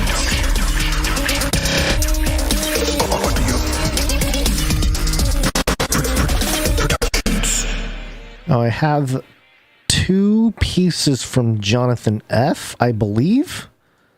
I don't know if I was able to fully check out the second one, but the first one here, what the Monty doing? Per request from Emsworth. Oh, this is good. Yeah, so here is, where did it go? I'm sorry. Here we go. Okay, yes.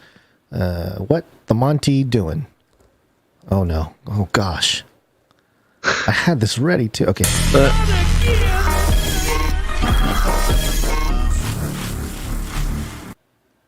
What? That was not the right one. That was not the right one.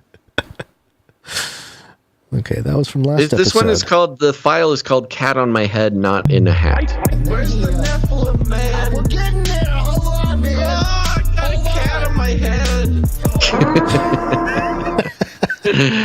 This clip has popped up after last episode, and it's very fun. Play it one more time. Okay. Where's the Nephilim, man? We're getting there. Hold on, man. Oh, I got a cat on my head. This was during the end of last episode. You were giving our Nephilim update, and I was wondering where the Nephilim part of the update was coming from. The punchline. And right when that happened, a cat jumped up onto my head. Timing is impeccable. Timing is good. Thank you very much, Jonathan. He also gave us another one here. He says with a note, I was able to capture a Flippy that was repeatedly running into the side of my house. It resembles a Roomba, but I can't be sure as it's very weather worn. Oh, is this my missing Roomba? Yeah, maybe it's Basil's escaped double agent Flippy. Who knows? But I was able to mess with its Illuminati programming and get it to start preaching for a bit in rap form. Enjoy. In rap form. Oh, yeah. Okay, here we go. This is your boy Flippy 2, you know what it do. Catch this message like Randy Moss, receiver fighting to Nephilim off. Zippery Weaver, God came down for you, unbeliever. Got it, come up, hit you so hard it feels that fever. No hand can save you all are the righteous. Only one rose from the dead, and Jesus is high. These bars are too spicy like tennies or pepper like my battery is running out. This will be goodbye. Fantastic. Very fun. Very fun. I hope that everybody can hear the lyrics of that because the lyrics are great. Yeah, we have it here. Catch this message like Randy Moss, the receiver, fighting the Nephilim, Sigourney Weaver. God came down to die for you, unbeliever. Conviction gonna hit you so hard, chills and fever. No man can save you, all are pariahs. Only one rose from the dead, King Jesus Messiah. These bars are too spicy, like Taki's jambalaya. My battery's running out, this will be goodbye, bruh. Wow. True art, Jonathan. Thank you very much. Yeah, you got a football reference, you got the movie Alien franchise reference. I wouldn't mind a version with Flippy's vocals pumped up like another 100%. That's just a general rule for literally anybody doing anything. You got to make the vocals louder than you think. Vocals got to be loud. I made the mistake. especially if it's a robot. Especially if it's a robot, because they're already hard to understand. Yeah. But it's great job, Jonathan F. Thank you, Jonathan F. Yeah. Okay. The other one we have is from Marty B. Martin's your Marty B jingle. And what we just accidentally played, or what I accidentally played, will make more sense here. How can you play a jingle if you really are having technical difficulties? Do you have an update on the mixtape on your site that won't completely load, or is it just me? Yes, there is an update. We have producers on the job. What was once just going to be a place on the website where you can listen to the mixtape. Soon, if all goes according to plan, the Canary Cry mixtape will be available anywhere you want to listen to it. All right. More on that later. Yes, and yes, we can. The technical difficulties in the playing the jingle. Yeah, we have a couple things running here, or at least I do. I have the Stream Deck and I have the Farrago soundboard, and so one's kind of a backup of the other, but I don't know, stuff isn't always on the right page. I mean, there's a lot of reasons, but we've had some hard drive issues that I think will. The biggest problem, we referenced it earlier, is we got a new hard drive and it's messing things up. Yeah. Okay, let's hear it. He sent in this technical difficulties jingle.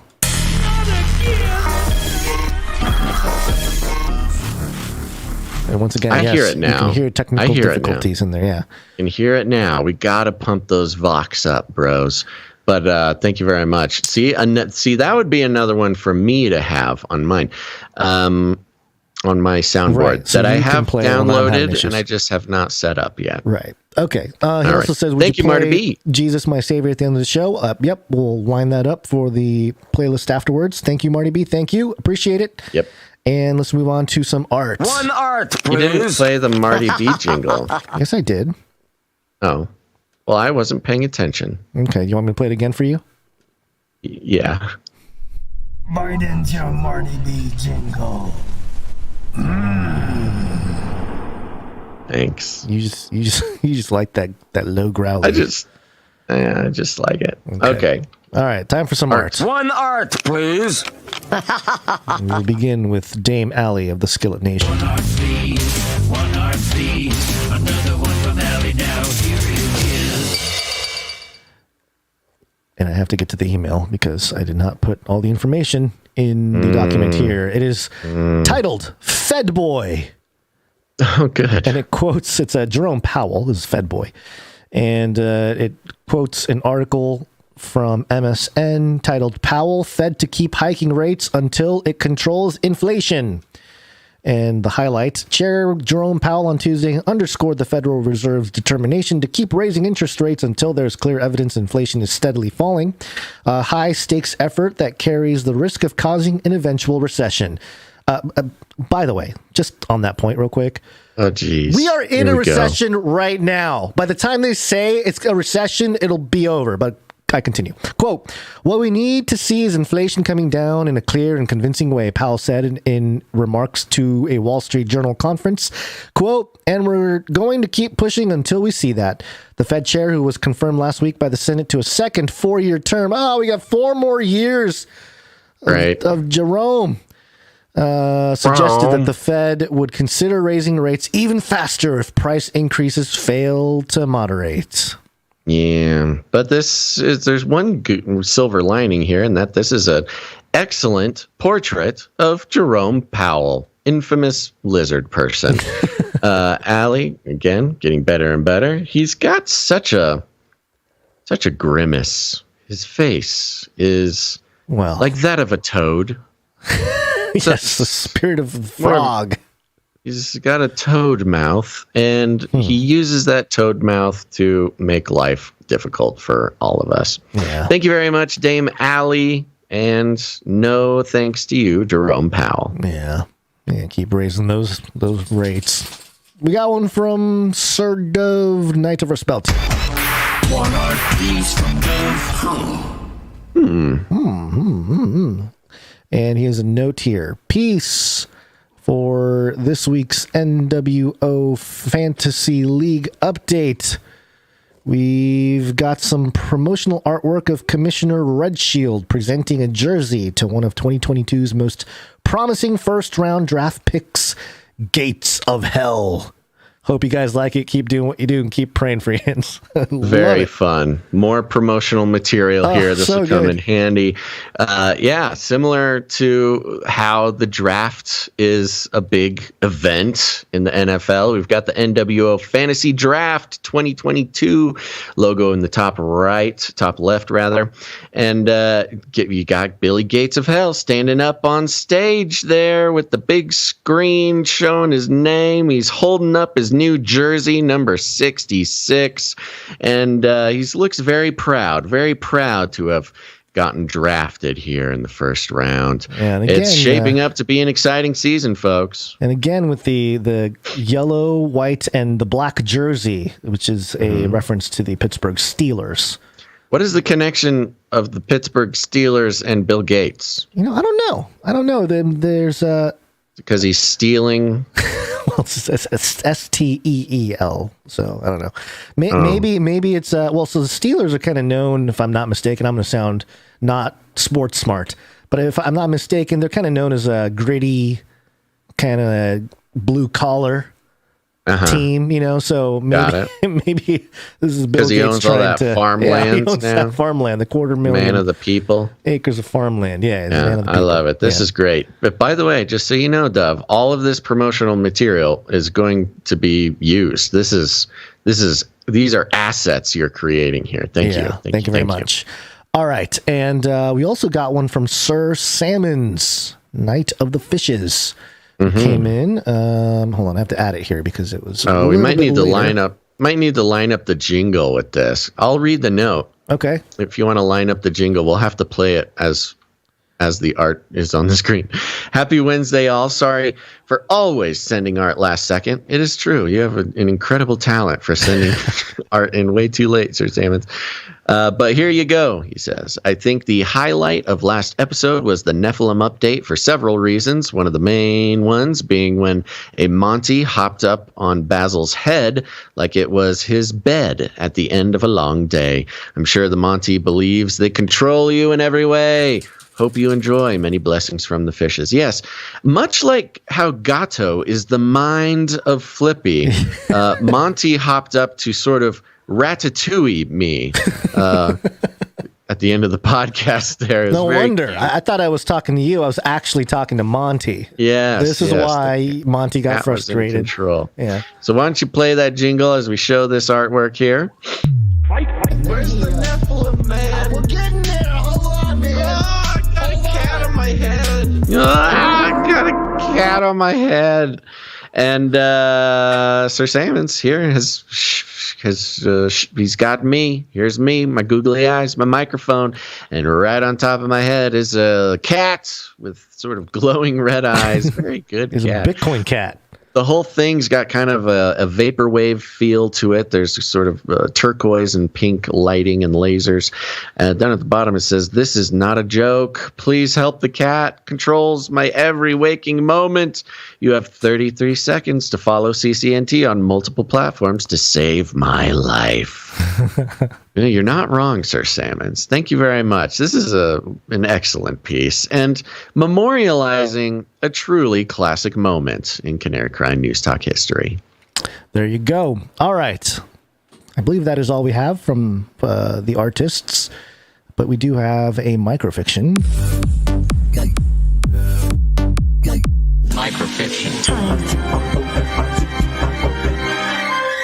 Microfiction. Microfiction. And it is from The Rung Smash.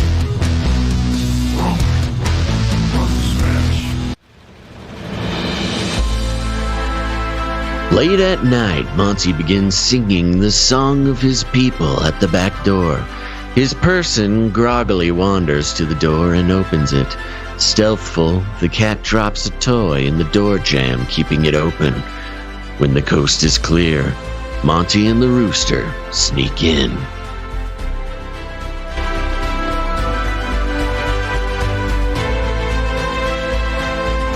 You better cover your toes, man. No, they're working together. They're working together, man. I don't need that phone call in the morning. Why'd you say toes? Did I tell you that the rooster pecks my toes a lot? I just knew. Yeah. I just know, and I know your troubles. Goes straight for the toes, man. I don't know why. They can sneak into your house and gonna eat your toes, man. He's gonna eat my toes. Old Basil no toes. We don't want that to happen. You got to get those steel-toed boots for when you sleep. I just got to get the steel toes. Got to get cyber toes. Cyber toes. Okay, Thank you very much, Runk Smash. Thank you, Runk Smash. Appreciate it. That's it. That's it for all the producers who came in with their talent. Did it. Yeah. My goodness. Well, I want to take the opportunity to invite any creative producer out there, any creative person to participate in the second break here, the building, the maintaining, the historical the history making moments. I mean, the artists are not just creative people, they are the sages recording these exciting moments, like when a cat jumped on my head during the Nephilim update, or the propaganda rooster. All these things, they would just float off into the ethereal nothingness of the internet if it were not for these artists helping to maintain and build the Canary Cry News Talk culture. And that could be you as well, dear listener. All you got to do, whatever you do, are you an artist, a musician, create something for the show, send it in to CanaryCry.Radio@gmail.com. We'd love to put it on the show.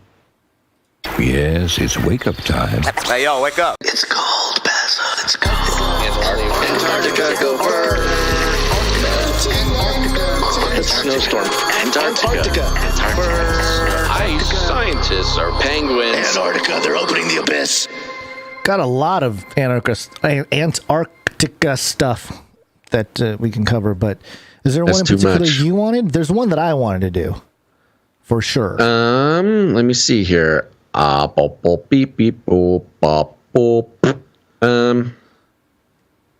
mine's the one from the Daily Maverick. That's what I was going to say. I think that's the most important one. Okay. Why don't I do the, I don't know. I'll do this. I'll start and then you do one whenever. Hold on. Oh, which one are you doing? The growing ice or the space one? I'll do the growing ice to make a point. I'll just do the headline real quick. Then I'll do the next one. Okay. Here we go. This is coming from express.co.uk. Why are we covering Antarctica, folks? Well, it should be obvious by now, but it's the most important place on Earth. It is taken hostage by the mainstream media, hostage with their lies and their propaganda. And it is expressed here, express.co.uk. Antarctica breakthrough. Ooh, we've got an Antarctica breakthrough. Ice sheets have grown over the last 20 years, despite climate change. Oh, how's that work? Okay. So it's climate changing colder. Is that what's happening? I thought it was global hottening. Antarctica, the victim. Ah, yes. The social justice utopia, the promised land, the white desert, is thriving. Apparently, despite climate change, even though all Antarctica scientists say that climate change is not affecting Antarctica whatsoever, but the mainstream media's got to make a point, and here's the point. I don't know what it is. Hold on. Between 2022, they've got so many like ads and videos on this page. Between 2022 and 2020, the frozen continent at the South Pole. No. Between 2002 and 2020. Sure. Yeah. You could just say Antarctica. Between 2002 and 2020, the frozen continent at the South Pole has shed we know what Antarctica is, but okay, has shed approximately 150 gigatons of ice per year, causing the global sea level to rise by 0.4 millimeters per year, according to NASA. Thanks, NASA. Space people telling us about the ocean. I appreciate that. I love this. The deconstruction is so easy. So according to NASA, all that nonsense they just said. However, a new report shows that this ice loss is not uniform. As a new report finds that in the last 20 years, parts parts of Antarctica have actually gained ice. The researchers say that sea ice may have protected some of those glaciers from ice loss by pushing against them after a change in regional wind patterns. Don't know, don't care. Ice shelves, which are floating sections of ice that have attached to land-based ice sheets, serve the vital purpose of protecting against the uncontrolled release of inland ice into the ocean. Huh. So hold on. Before we get too ice deep in the ocean keeps the land ice where it belongs. You stay on land ice. Sea ice. We're in the sea. It's like a turf war. Yeah, it's very bizarre. But if I'm not mistaken, basically they're saying, yeah, it's melted. You know, all this ice is melted, but also so much melt all according this to ice NASA. Is frozen too. So is it a wash? It's nonsense. Or what? It's a total wash. It's a total wash. It's exactly what the scientists have been saying. None of the mainstream media is reporting on it. We are possibly the only people in the world as passionate about communicating. We are science communicators, Gonz. We're like we are the Neil deGrasse Tyson. Oh no. Of Antarctica. Nobody is listening to these Antarctic scientists except for us, and apparently now express.co.uk. You know what this is like? This is like there's a horse. And okay. You close your eyes. Sure. Yeah, I'll bite. Okay. Yeah, you close your eyes, right? See a horse. I'm looking at it. You touch a part of the horse, right? I don't want to touch this horse. And you feel the fur or whatever, and you're like, it's a bear or it's a dragon or something. Yeah, okay. Yeah, you're doing the. You could have done the actual allegory of the blind men and the elephant. Is that what you're trying to do? Is this your version? Yeah, but that'd be. Close your eyes. Imagine a horse. No, bigger, stronger. Yeah, the blind man and the elephant. 3 blind men come across an elephant. One touches the foot, says it's a tree. The other one touches the trunk, tail. says it's a snake. The other one touches a tail, says it's a, I don't know, pig or something. An elephant tail. Yeah. No, I mean, that's exactly what it is. And it's a good example. It's a beautiful illustration of really how the mainstream works in total.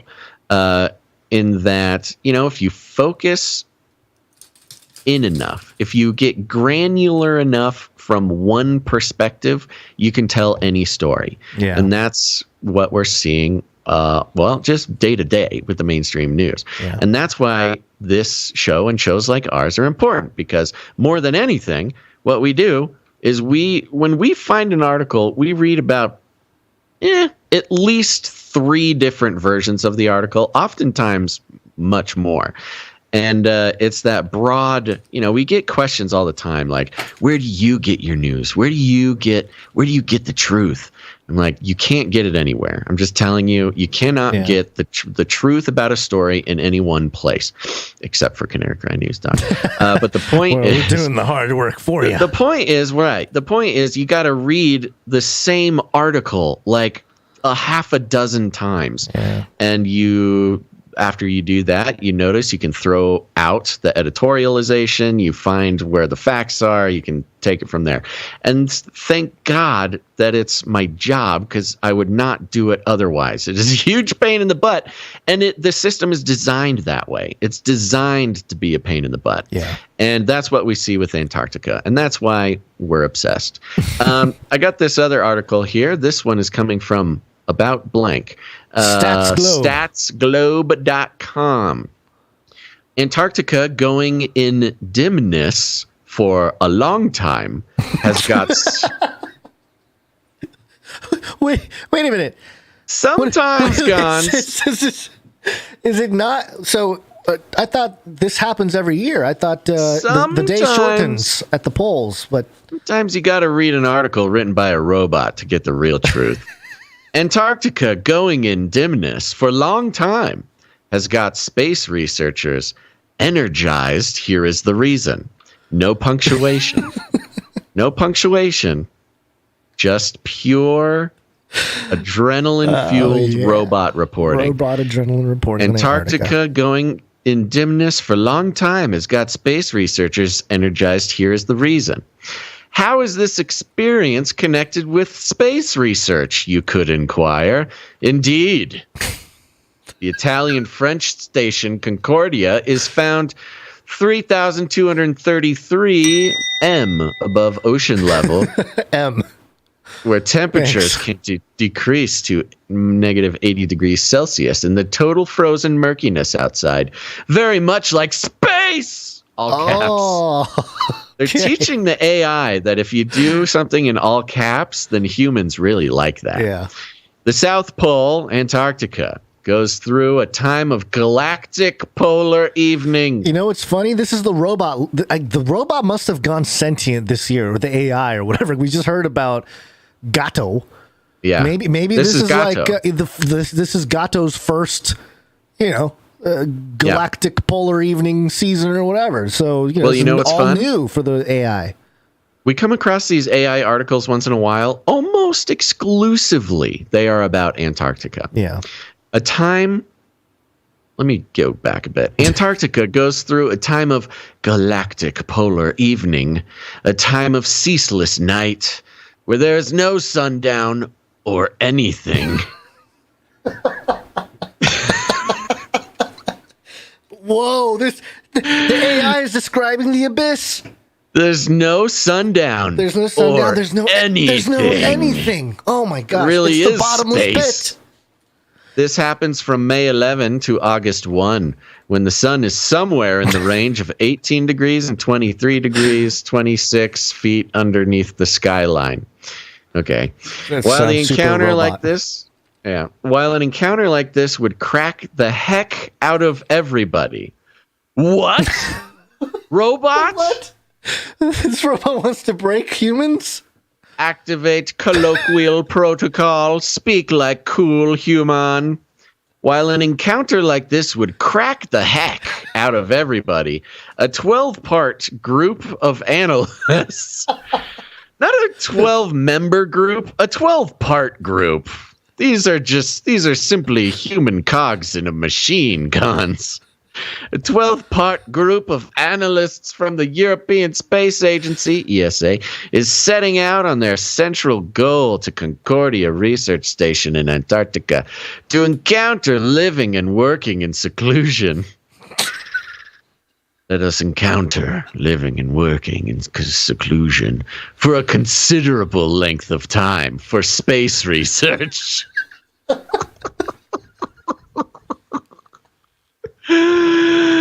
I love to think that that's how these scientists actually speak. Oh, man. Brothers, gather with me. Brothers in science.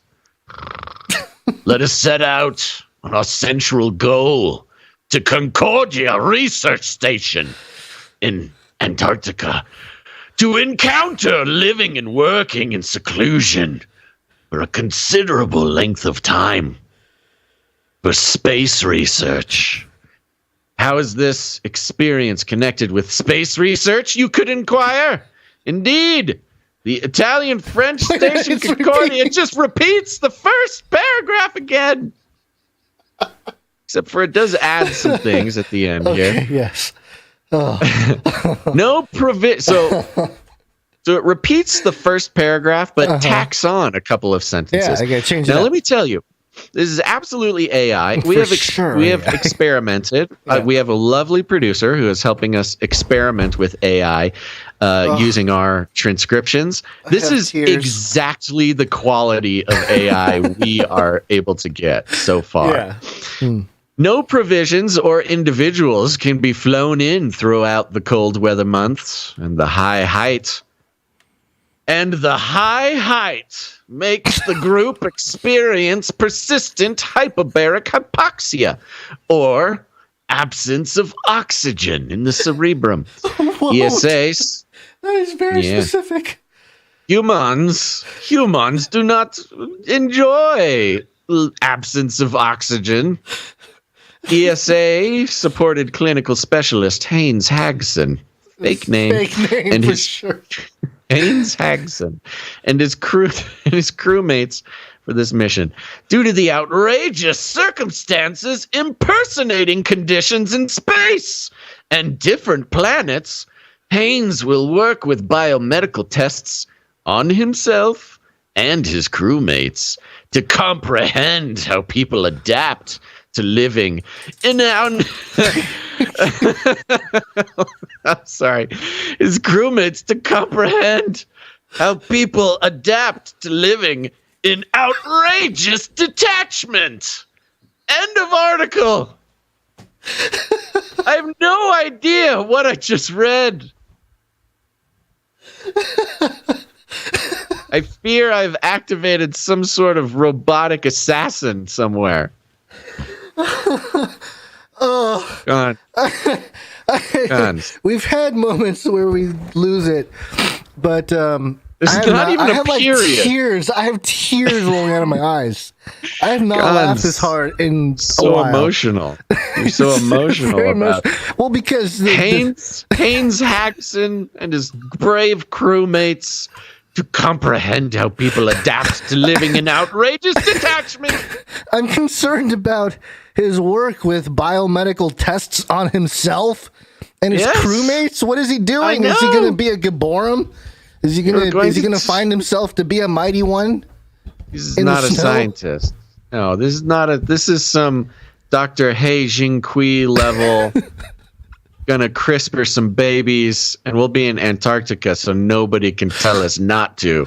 It's international waters. Outrageous detachment. That sounds like a band name. That should be our band, our Canary Cry band. Kind of sounds like me living off the grid, honestly. How will I adapt to living in outrageous detachment? Oh my gosh! All right. Thank you, Flippy. Thank you, Flippy, for that.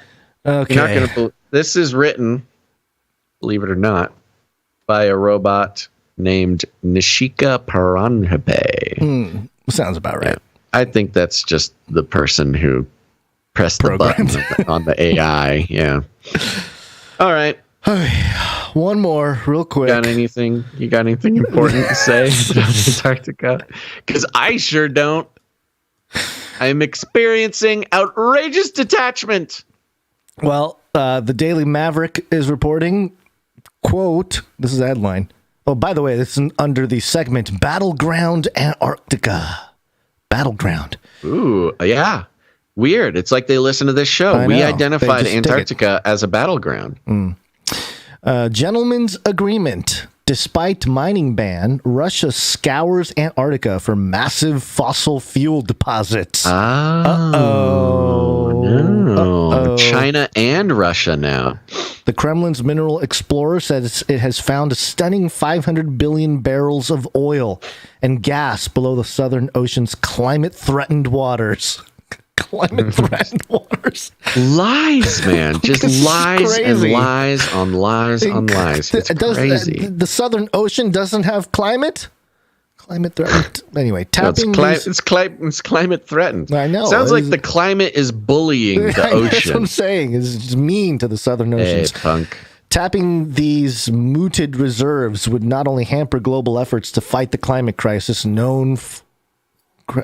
crisis period, known for flouting major agreements, a defiant Russia in the Antarctic could destroy the decades-long protected status of Earth's last unmined frontier. Yeah.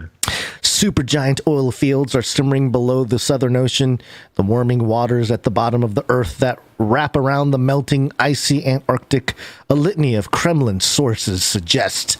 Despite the 1998 Antarctic mining ban ratified by Russia and 28 other states, some of the so-called loot in the Kremlin's crosshairs appears cached with large marine sedimentary basins off East Antarctica's Indian Ocean sector. That supposed loot may equal a climate-busting 500 billion barrels of hydrocarbon, quote-unquote, resources. I love it. I love the insinuation. Yes. Like, we've been talking about this climate crisis for a while, but, the Russians, They found some oil down in Antarctica, and that's what's really gonna tip us over the edge. Oh boy. Mm-hmm. Oh, we can't let that happen. The building blocks for oil and gas claims a bombshell statement released by the Kremlin's mineral explorer Rosgeo, issued February 2020 from the Antarctic Gateway port of Cape Town, the first reported by S&P Global.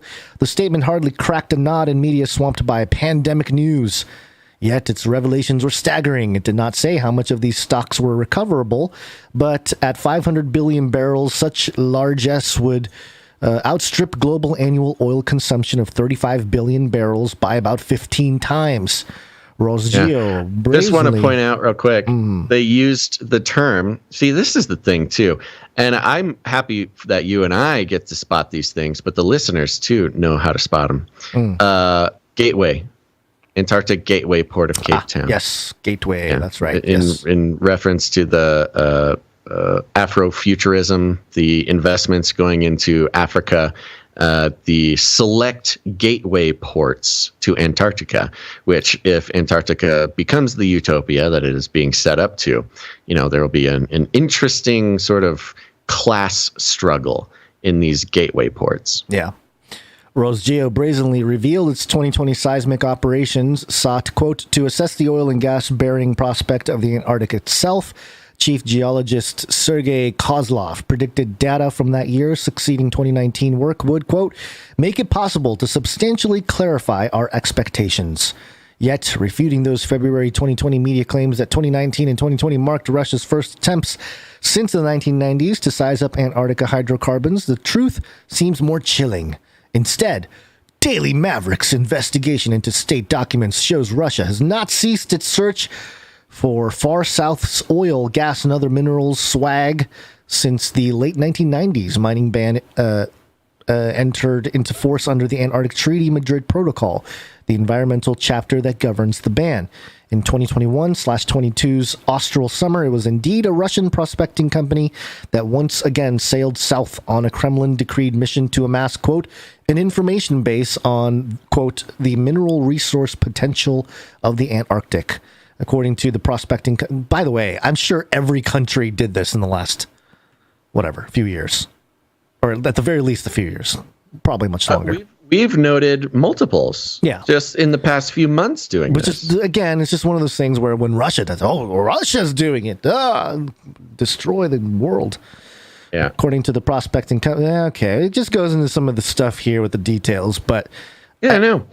Another example of Antarctica being a microcosm of geopolitics playing out. It's almost like a game that they play with Antarctica that inevitably, has larger consequences throughout the world. Let me wrap it here.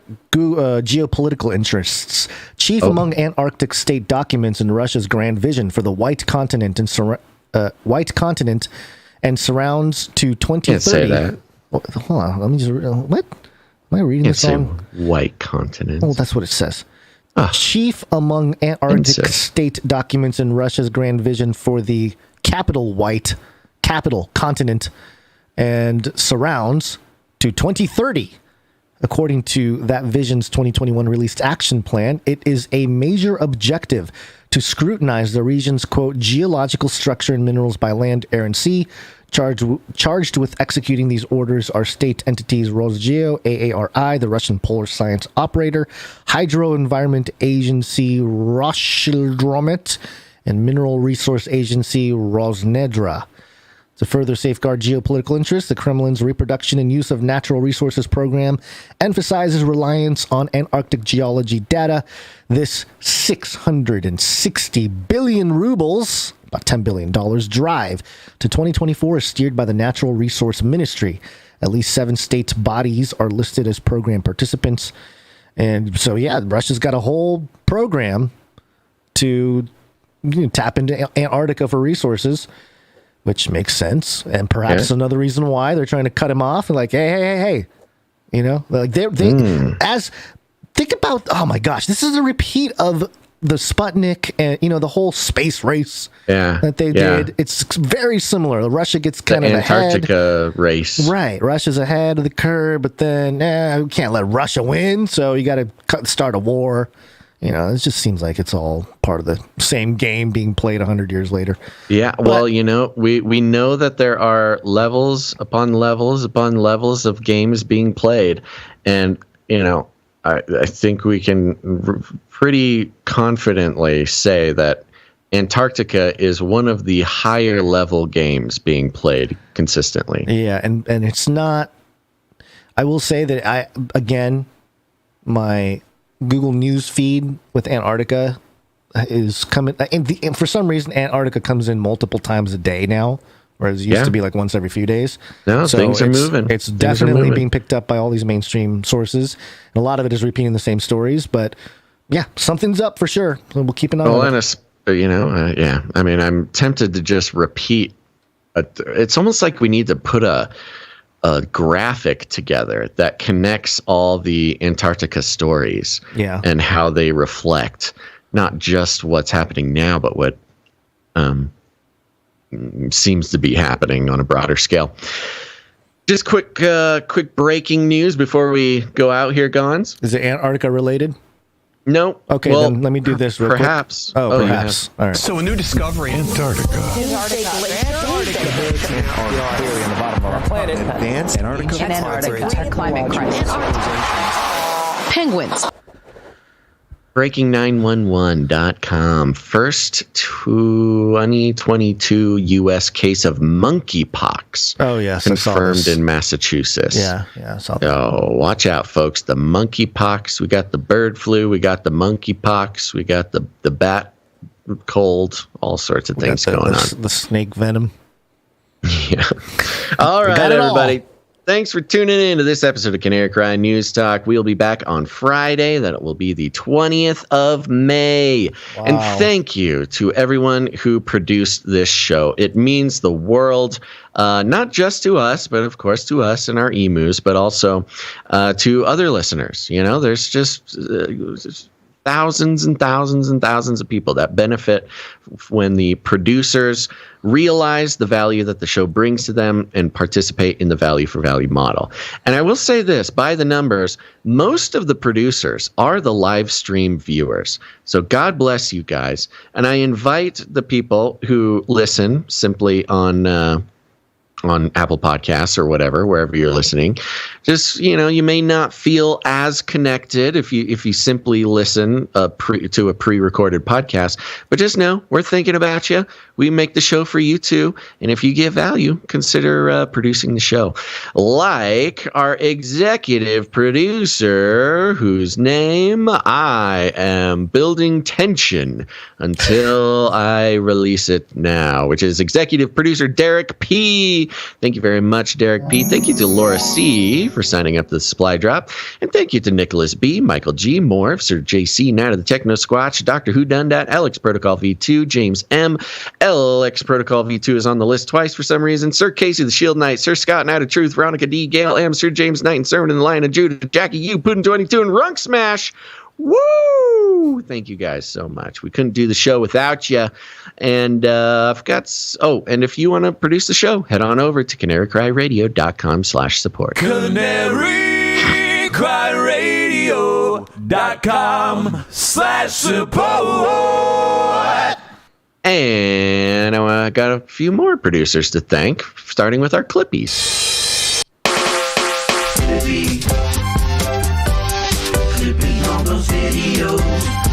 Thanks.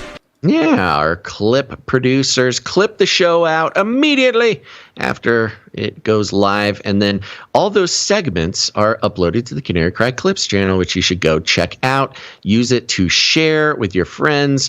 It's a wonderful way to revisit the information or simply spread the word. Thank you to Emsworth and Faye Liverin for doing such wonderful work there. This is still an earnest and official call out for anybody who would like to join the team of clip producers.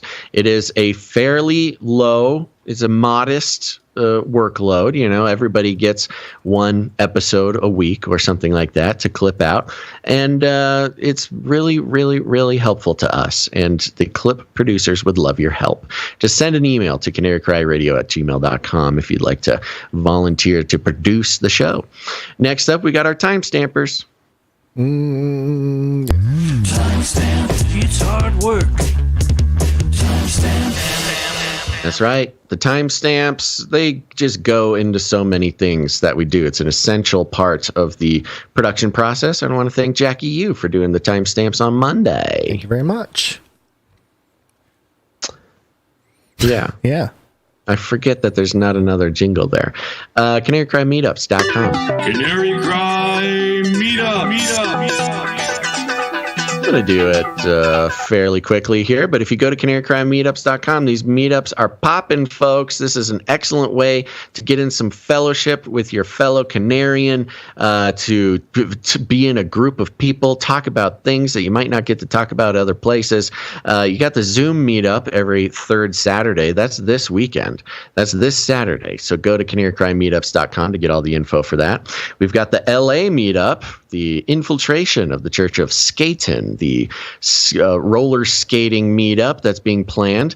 Email ladybhats@yahoo.com for more info there. Again, you can find all these contact infos over at CanaryCryMeetups.com. We got San Antonio, Texas, coming June 4th, and Hollidaysburg, Pennsylvania on July 9th. And I know there's more meetups floating around, so let us know about them, and we will let the people know. There are guaranteed Canarians in your city. Whether or not they are ridden with social anxiety and want to go to a meetup or not, that's not my responsibility. But I'm telling you now, if you are in or near a mid-sized American city, you have a few hundred at least listeners near you. So go to the meetups. This is fun! See you at the meetup.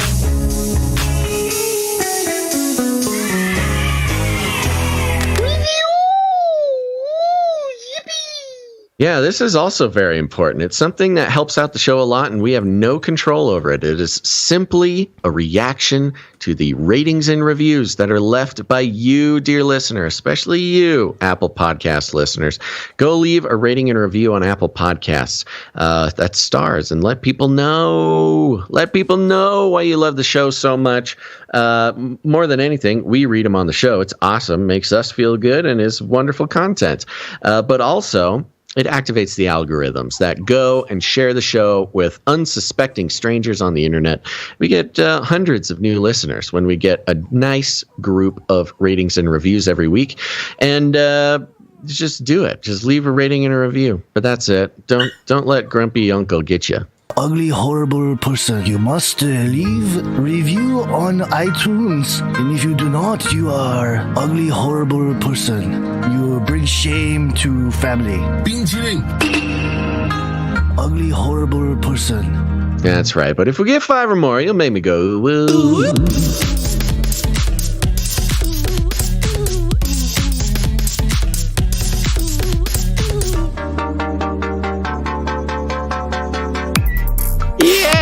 Social media, baby, share us out. Go to the Canary Cry Clips channel and share those clips. Just post about us, and we really appreciate that. Of course, coming in again, we've got the Light in This One on Twitter at the Light in This One, but we've also got let's see, who's this? At Joshua Turman 10 posted out the Odyssey video of the pineal penguins. Thank you very much for that. Yes, there was some more here, and I did a bad job of putting them on a list. But we really appreciate that. Again, this is the internet, and we're just sort of unfortunately beholden to the algorithms, at least for now. And so it really helps us out when you share clips of the show or just tag us and stuff. Oh, thanks to Jaded Dave for posting a clip from the Nephilim update yesterday. That's good. And on and on and on. Thank you guys so much. And if you post about us on social media, I would love to give you a shout out. But if you don't know what to post, just go find a clip. Go find a clip at Canary Cry Clips on YouTube or Odyssey. Come on, just do it. And that's it. For the rest of you, just share the show. Share it with your friends and family. Word of mouth. Best way to not just spread the show, but help people find a place where they can feel that they're not alone and that they're not crazy in expecting or suspecting, rather, that the corporate news media isn't quite giving them the full story. You know, you can send it in a letter, put a letter, do a CD, do whatever. There's plenty of ways to do it. But what you shouldn't do, what you definitely shouldn't do, is head on over to Davos and sign up for the psychedelic ecstatic dance class and wear a secret camera. And you know what? When you're in moments like this, look, I've been to Burning Man. I get how it is. Everybody's family when you're there. It doesn't matter if you've never met someone or they're your mortal enemy. When you are in that ecstatic dance class together, you are just two human souls, man, just feeling the music and letting your body guide the release of the bad vibes. Good vibes only. See, these are just some things you're going to want to remember. Write this down, because these are the types of things you're going to need to say when you head on over to Davos to the ecstatic dance class with Klaus Schwab. And here's the thing. He will be so high on mushrooms that you'll have an excellent chance to go ahead and slip him a little plug to Canary Cry News Talk. They're going to be having conversations about brand placements, leaving a Coca-Cola bottle in the mushroom chamber. And we don't even need to have the debate. We know that if you get Klaus Schwab high on mushrooms and go ahead, he's going to, at some point, he's going to lay down. He's going to pop an orange slice into his mouth. He's just going to need to chill out for a second. And if you just sneak on over, put a pair of headphones on him and start playing that sweet, sweet Canary Cry News Talk intro music, perhaps the plant medicine will rewire his brain. And even better, the Lord himself will show up to Klaus Schwab and show him the error of his ways.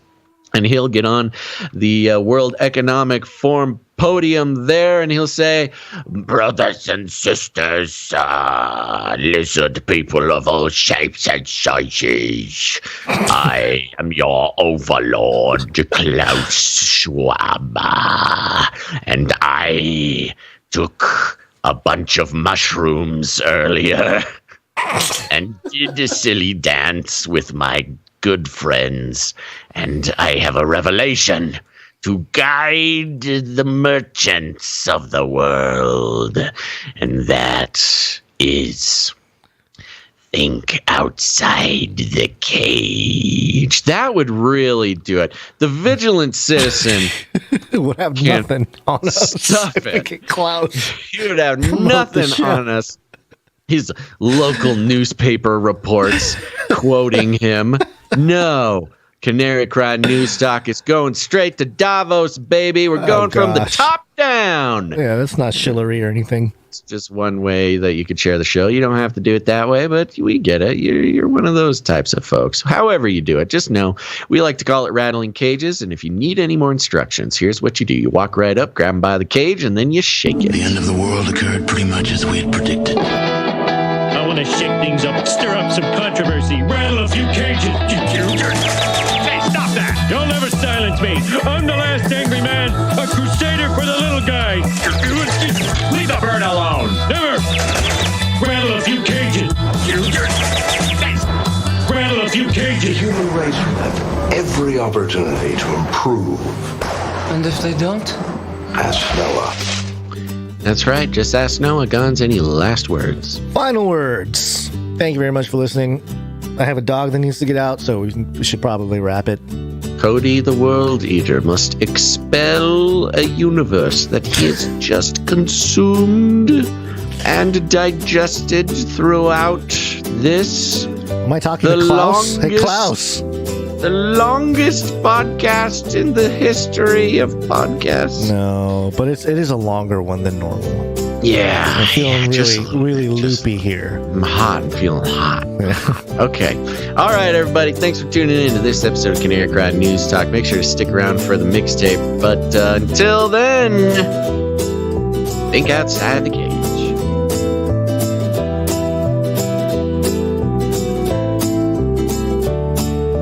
This is the way. We're all gonna die.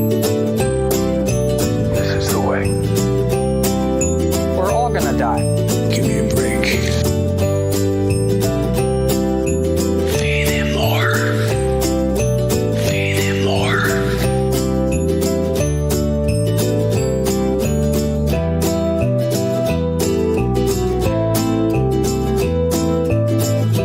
Do not come back, you Nazi psychopaths.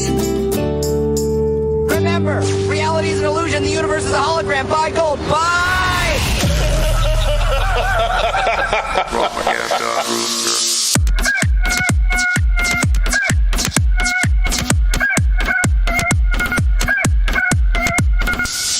Can I tell you a sort of a twisted pleasure that I have? It's okay. No. Clearing out that lint trap. Clearing out that lint trap. Clearing out that lint trap. Clearing out that lint. Clearing out that lint trap. Clearing out that lint trap. Clearing out that lint trap. It takes time.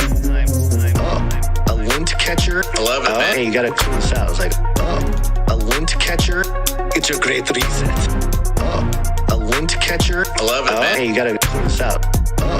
A lint catcher. I love it, man. Yeah. I love peeling off that big old lint trap, rolling it into a ball, peeling off that big old lint trap, just like throwing it in the trash, really. Should I be saving this? No. You could knit it into a scarf or something? No. Surely. It's very soft. No. This would make really good fire starter. You are a weird prepper. Hoarder. Like a weird guy, man. Weird prepper. Not normal, like a weird guy, man. Clearing out that lint trap. No. Clearing out that lint trap. Clearing out that lint trap. That lint trap. I know it's gross, folks. A lint catcher. I love it, man. Hey, you gotta clean this out. It's like, a lint catcher. It's a great reset. A lint catcher. I love it, man. Hey, you gotta clean this out. A lint catcher. I love that. I am constantly having to remind myself, wear a pink shirt for the show. Constantly having to remind myself, save the dryer lint, use it as fire starter, knit a scarf, save the dryer lint.